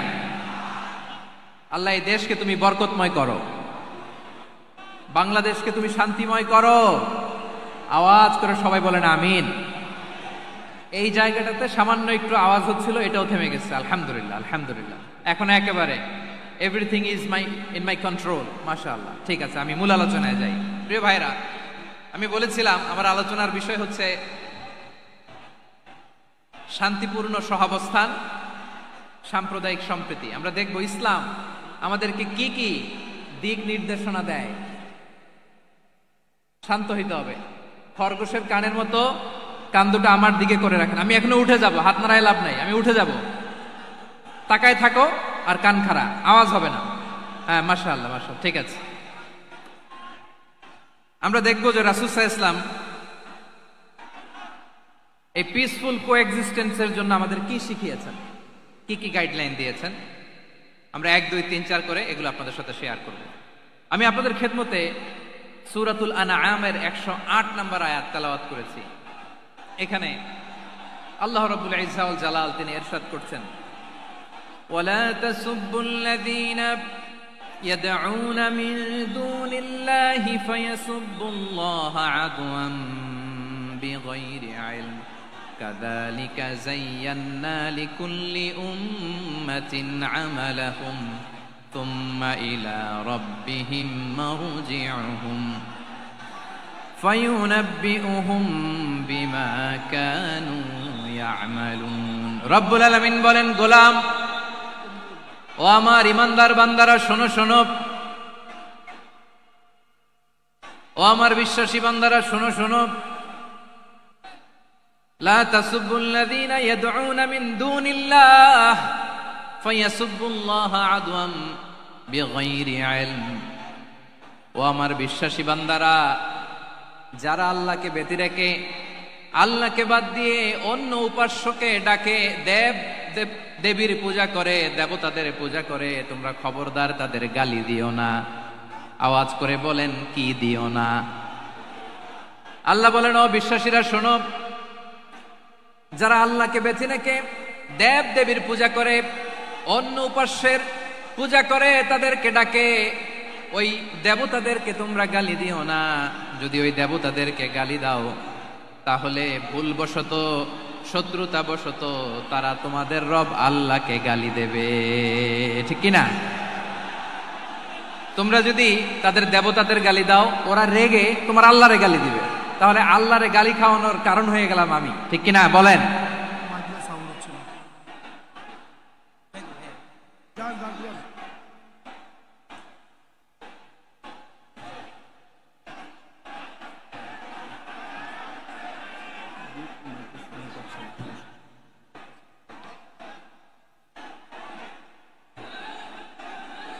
সম্মানিত ভাইয়েরা, এত বিশাল প্রোগ্রাম, মাইকের একটা সেটআপ থাকে, তারগুলো অনেক সময় নড়ে যায়, ধাক্কা ধাক্কিতে ডিসপ্লেস হয়, একটু ঝামেলা হবে।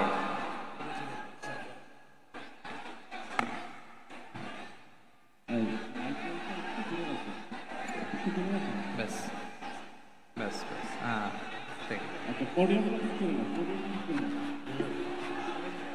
ঠিক আছে।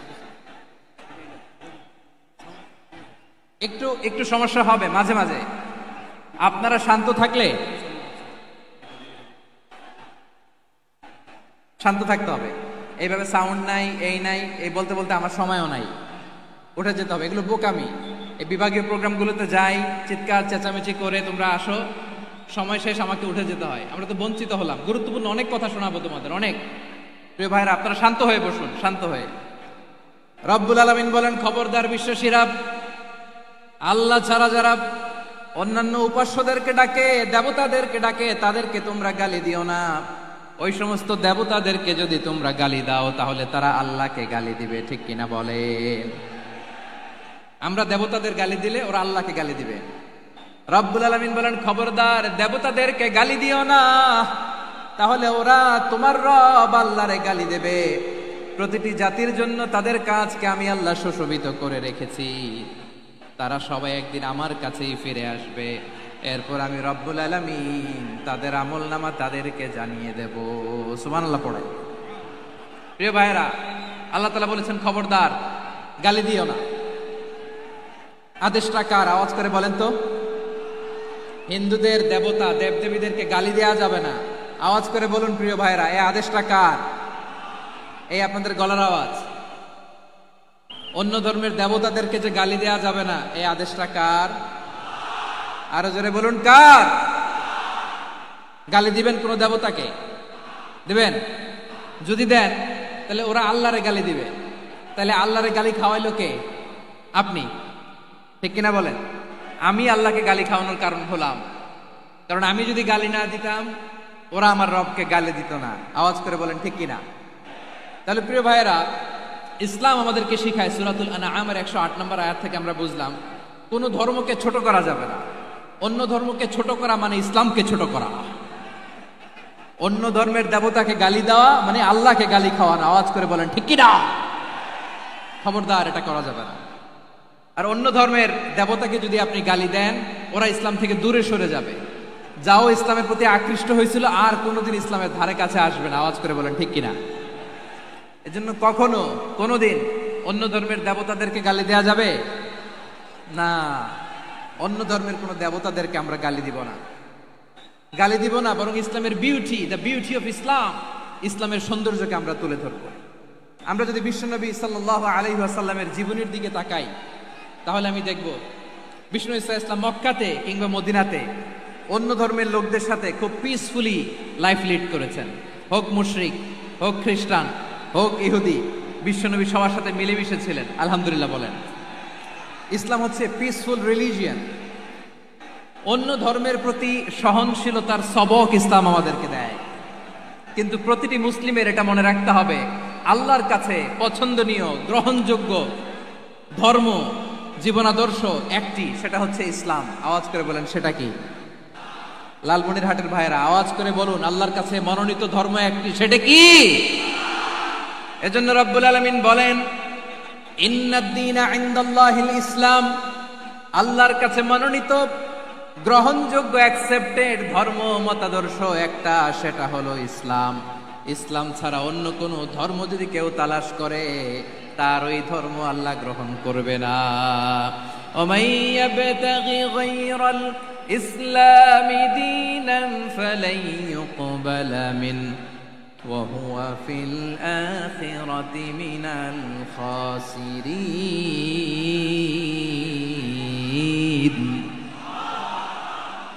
Whoever seek anything except Islam, that won't be accepted from him, and he will be loser in the day of judgment. কিয়ামতের দিন ইসলাম ছাড়া কেউ যদি অন্য কোনো ধর্ম তালাশ করেছে দুনিয়াতে, তার এই মতাদর্শ গ্রহণ করা হবে না। and he will be loser, সে হবে লুজার, ক্ষতিগ্রস্ত, হাই হাই কোম্পানির ম্যানেজার। ওর আমও শেষ, সালাও শেষ। আওয়াজ করে বলেন ঠিক কি না? এজন্য ইসলাম পেয়ে আমরা খুশি না বেজার? প্রত্যেক নামাজ শেষে আমরা আল্লাহরে বলি, আল্লাহ রাদিতু বিল্লাহি রাব্বা ওয়া বিল ইসলামি দীনা ওয়া বি মুহাম্মাদিন নাবিয়ান ওয়া রাসূলা। ও আল্লাহ, তোমারে রব হিসেবে পেয়ে আমরা খুশি। ও আল্লাহ, ইসলামকে ধর্ম হিসেবে পেয়ে আমরা খুশি। বিশ্বনবীকে আমাদের রাসূল পেয়ে আমরা খুশি। ঠিক কিনা বলেন? ইসলাম ছাড়া অন্য কোনো ধর্ম আমরা গ্রহণ করব না। ঠিক কিনা বলেন? আল্লাহর কাছে অ্যাকসেপ্টেড রিলিজিয়ান একটা, সেটা ইসলাম।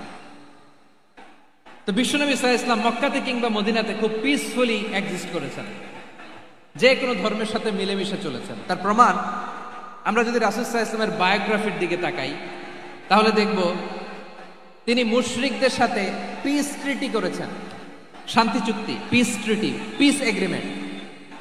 আপনারা হুদাইবিয়ার সন্ধির নাম শুনেছেন? আমার লালমনিরহাটের কলিজার টুকরা ভাইয়েরা, হুদাইবিয়ার সন্ধির নাম আপনারা শোনেন নাই? ষষ্ঠ হিজরিতে বিষ্ণু ঈসা ইসলাম মুশরিকদের সাথে এই ট্রিটি করেছেন, চুক্তি। কাদের সাথে? মুশরিকদের সাথে। আমরা তো মুসলমান বসতে পারি না, আমরা দুই মুসলিম ভাই একসাথে বসে চা খেতে পারি না, গল্প করতে পারি না। বিষ্ণু ঈসা ইসলাম মুশরিকদের সাথে ট্রিটি করেছেন, হুদাইবিয়ার সন্ধি।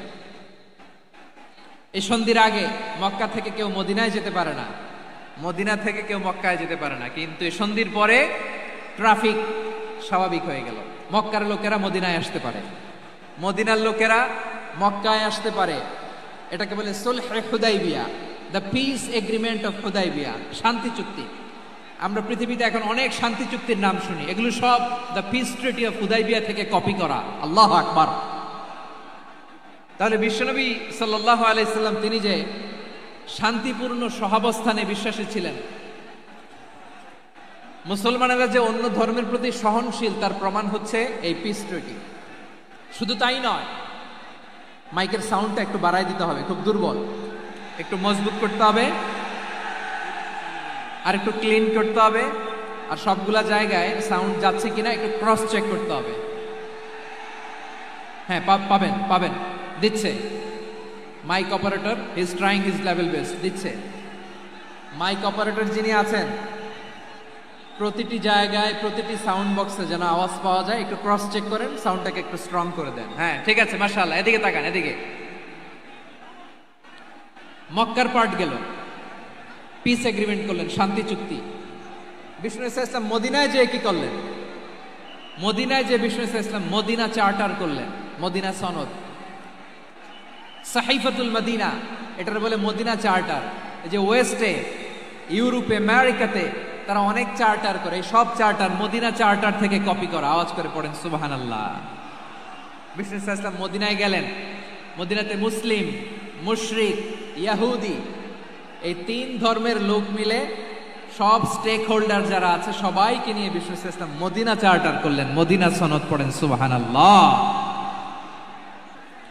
শুধু তাই নয়, মক্কাতে বিশ্বনবী পিস এগ্রিমেন্ট করলেন, শান্তি চুক্তি মুশরিকদের সাথে।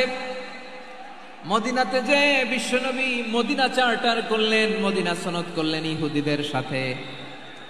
আবার মদিনাতে বিশ্বনবী ইহুদিদের সাথে পিস ডায়ালগ করলেন, ইন্টারফেথ ডায়ালগ করলেন, আন্তধর্মীয় সংলাপ করলেন, যেই সংলাপের মূল ভিত্তি ছিল তাওহীদ। মূল ভিত্তি ছিল কি? তাওহীদ। বিশ্বনবী ইহুদিদেরকে ডাকলেন, আহ্বান করলেন, কুল ইয়া আহলাল কিতাবি তাআলাউ ইলা কালিমাতিন সাওয়াইন বাইনানা ওয়া বাইনাকুম আল্লা না'বুদা ইল্লাল্লাহ ওয়া লা নুশরিকা বিহি শাইআন ওয়া লা ইয়াত্তাখিযা বা'দুনা বা'দান আরবাবাম মিন দুনিল্লাহ فإن تولوا فقولوا اشهدوا بأننا مسلمون। সুবহানাল্লাহ পড়েন। বিশ্বনবী মদিনার ইহুদিদের ডেকে বললেন, ও ইহুদিরা, শোনো শোনো, আসো এমন একটা আদর্শের প্রশ্নে আমরা একত্রিত হই, যে আদর্শের প্রচার তোমাদের নবীরাও করেছে, আমিও করি, যে আদর্শের কথা তোমাদের পবিত্র ধর্মগ্রন্থগুলোতে আছে, আমার কোরআনেও আছে। সেটা হলো তাওহীদ। আমরা এক আল্লাহ ছাড়া কারো ইবাদত করব না, আল্লাহর সাথে কাউরে শরীক করব না, আল্লাহ ছাড়া কাউরে রব মানব না। পড়েন সুবহানাল্লাহ। তাহলে আমার প্রিয় লালমনিরহাটের ভাইরা, মদিনাতে যে তিনি মদিনা চার্টার করলেন, মদিনা সনদ, পিস ডায়ালগ করলেন, শান্তির সংলাপ, ইন্টারফেথ ডায়ালগ করলেন, আন্তধর্মীয় সংলাপ, যার ভিত্তি ছিল তাওহীদ। সুবহানাল্লাহ পড়েন। তাহলে অন্য ধর্মের প্রতি সব সময় ইসলাম সহনশীল, টলারেন্স। যদি আপনি দেখতে চান ইসলামের নবী বিশ্ব নবীর দিকে তাকান, ঠিক কিনা বলেন? আমরা তো সংখ্যালঘুদের রাইটস প্রোটেক্ট করার জন্য কত আইন বানাই, কত বৈঠক করি, কত সংবাদ সম্মেলন করি। বিষ্ণু সাল্লাল্লাহু আলাইহি ওয়াসাল্লাম সংখ্যালঘুদের রাইটসের ব্যাপারে, অধিকারের ব্যাপারে যে কথা বলেছেন, শুনলে আপনি অবাক হয়ে যাবেন। বিশ্বনবী বলেন, আলা মান যালামা মুআহাদান আও ইনতাকাসাহু আও কাল্লাফাহু ফাওকা তাআতিহি আও কাল্লাফাহু ফাওকা তাকাতিহি আও আখাযা মিনহু শাইআন বিগাইরি তিবি নাফসিন ওয়া আনা হাজিজুহু ইয়াউমাল কিয়ামা। খবরদার, জেনে রাখো, কেউ যদি কোনো সংখ্যালঘুর উপরে অত্যাচার করে, কোনো সংখ্যালঘুর প্রাপ্য থেকে যদি কেউ কাউকে ঠকায়, সংখ্যালঘুর উপর যদি কেউ কষ্ট দেয়, কোনো সংখ্যালঘুর সম্পদ যদি কেউ জোর করে কেড়ে নেয়, আমি কিয়ামতের দিন বিশ্বনবী ওই সংখ্যালঘুর পক্ষে আর ওই মুসলমানদের বিপক্ষে বাদী হয়ে দাঁড়াবো। সুবহানাল্লাহ বলতে পারলেন না? আল্লাহু আকবার। আপনি নামাজি, আপনি মুসল্লি, আপনি হাজী সাহেব, তাহাজ্জুদ পড়তে পড়তে কপালে দাগ ফেলে দিছেন, আপনার প্রতিবেশী হিন্দু, ভাবছেন আমার তো পাওয়ার আছে, ওর জমিটা দখল করি। বিশ্বনবী বলেন, কিয়ামতের দিন ওই হিন্দুর পক্ষে তোর বিরুদ্ধে আমি বাদী হয়ে দাঁড়াবো। পৃথিবীর কোন ধর্মে এরকম স্টেটমেন্ট পাবেন? পাবেন? আপনি ভাবছেন আপনি নামাজ পড়লে হাজী সাহেব কপালে দাগ ফেলায় দিলে আপনি সালসালায় জান্নাতে চলে যাবেন না? খবরদার।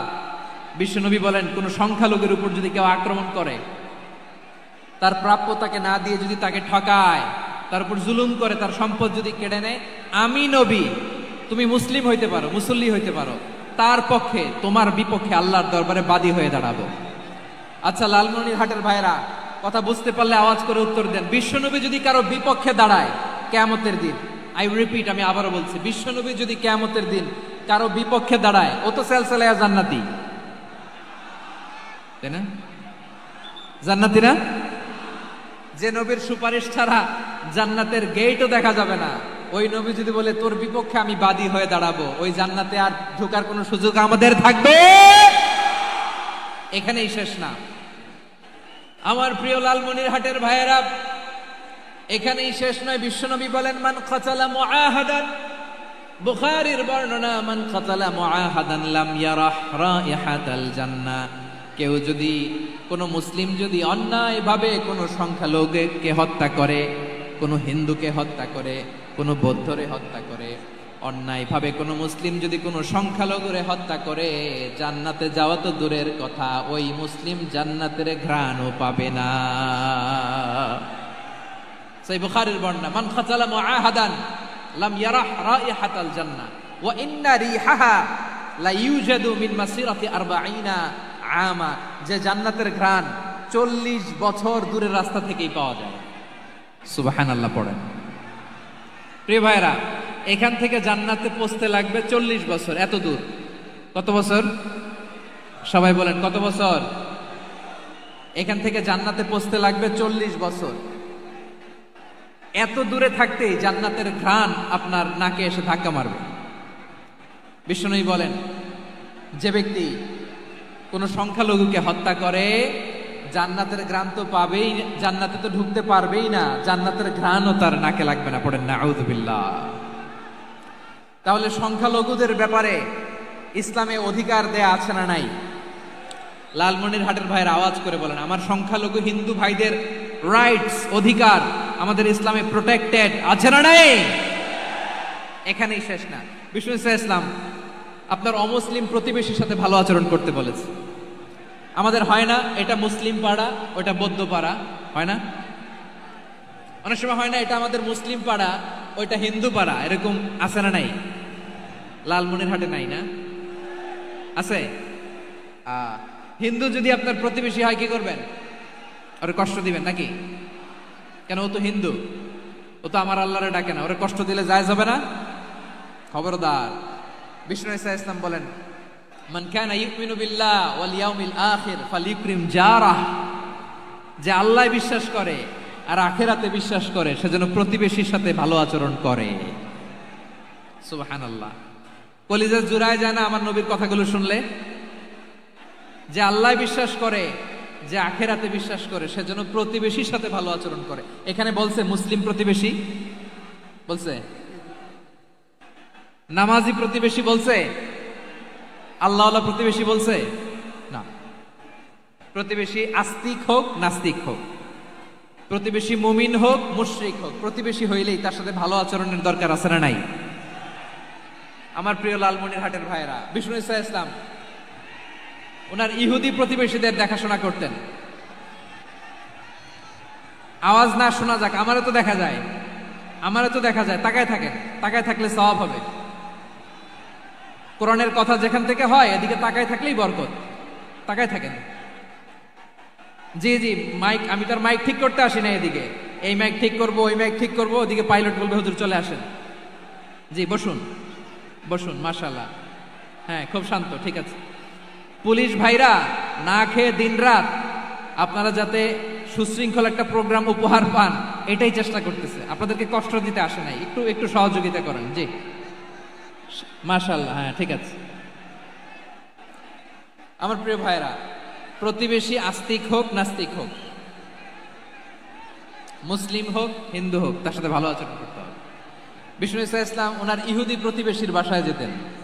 কোন প্রতিবেশী? ইহুদি। আওয়াজ করে বলেন, কোন প্রতিবেশী? ইহুদি। এক ইহুদি কিশোর বিষ্ণু ঈসা ইসলামের খেদমত করতে, ইহুদি ছেলে আমার নবীর খেদমত করতো, তারা ছিল নবীর প্রতিবেশী। তো অনেকদিন হয় ইহুদি ছেলেটা আসে না। বিষ্ণুনবী খোঁজ দিলেন, ঘটনা কি? একটা ইহুদি ছেলে না আমার খেদমতে আসতো, ছেলেটা কই? খোঁজ নিয়ে জানলেন ছেলেটা অসুস্থ। বিষ্ণু ঈসা ইসলাম ওই ইহুদির বাড়িতে চলে গেলেন ওই ছেলেটাকে দেখা করার জন্য, ভিজিট করার জন্য। সুবহানাল্লাহ পড়বেন না? গেলেন, যে দেখে ইহুদি ছেলেটা মুমূর্ষ, জান যায় ভাব, বিছানায় পড়ে আছে, তার বাবা দাঁড়ানো। বিশ্বনবী তার মাথার পাশে বসলেন, মাথায় হাত বুলিয়ে দিলেন, আর ছেলেটাকে বললেন আসলিম, হে ইহুদি ছেলে আসলিম, ইসলাম ধর্ম গ্রহণ করো। তো ছোট্ট ছেলে ভাবে আমরা ইহুদি, এখন ইসলাম ধর্ম গ্রহণ করলে আব্বা যদি বকা দেয়, ফানাযারা ইলা ওয়াজহি আবি, ছেলেটা তার বাবার চেহারার দিকে তাকালো, দেখি আব্বা কি কয়। আব্বা যদি বলে তাইলে ইসলাম ধর্ম গ্রহণ করবো। ইহুদি ছেলেটা তার বাবার দিকে যখন তাকালো, ওর বাবা বলে আতি আবুল কাসিম, আবুল কাসিম যা বলে তাই করো। আবুল কাসিম হচ্ছে বিষ্ণু ঈসা ইসলামের একটা কুনিয়াত, উপনাম।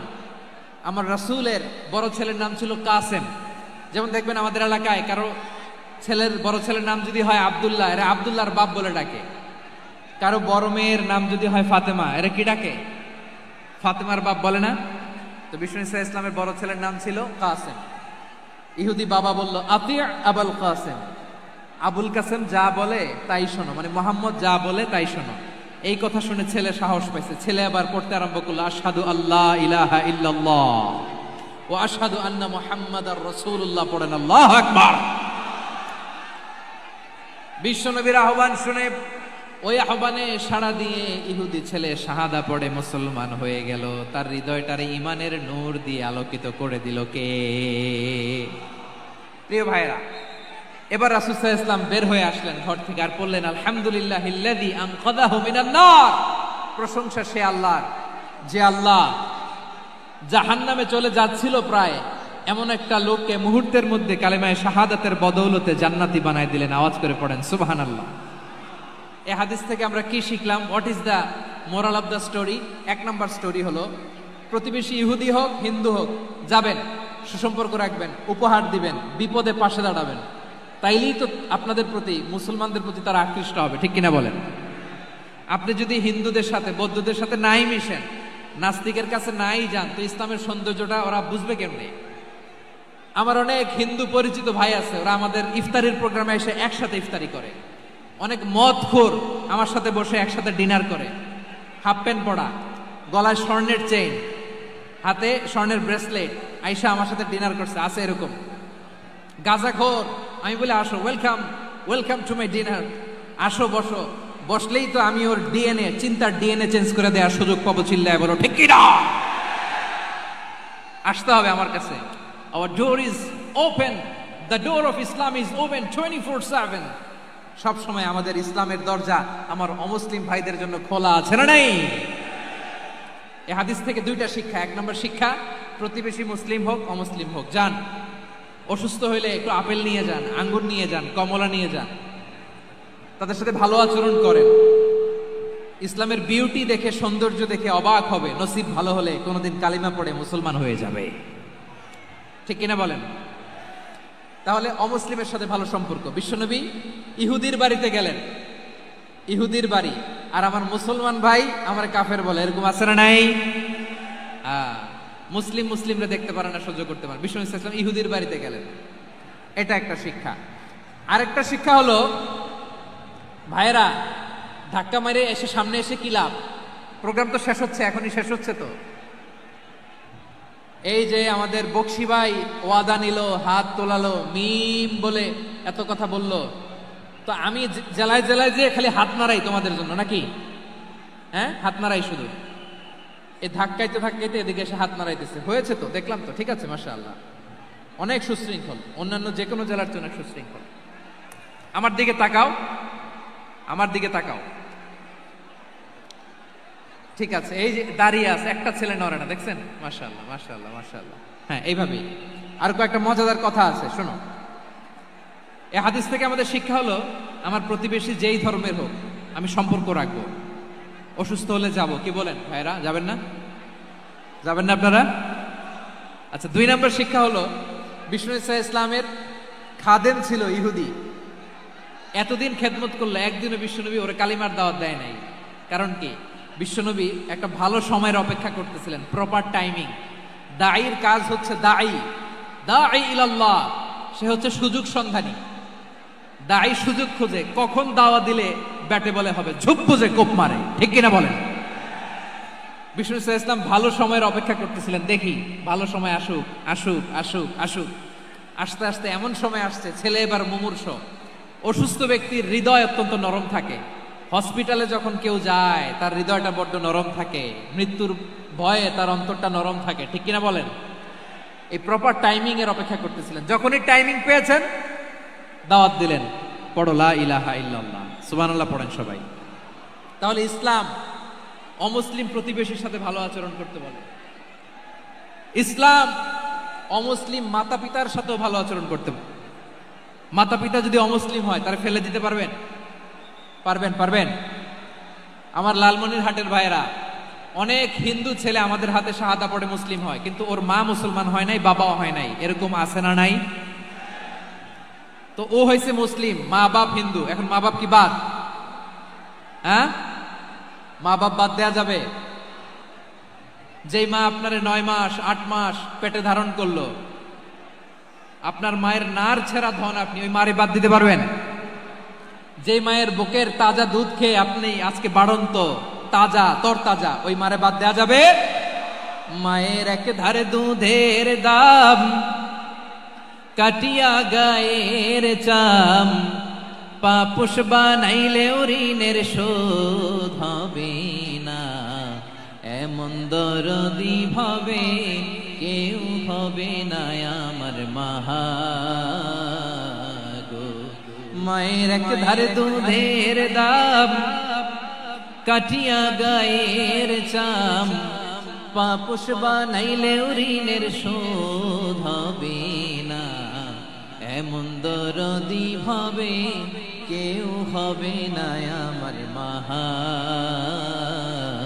গো, ঠিক কিনা? মাকে তো বাদ দেওয়া যায় না। وقضى ربك ألا تعبدوا إلا إياه وبالوالدين إحسانا।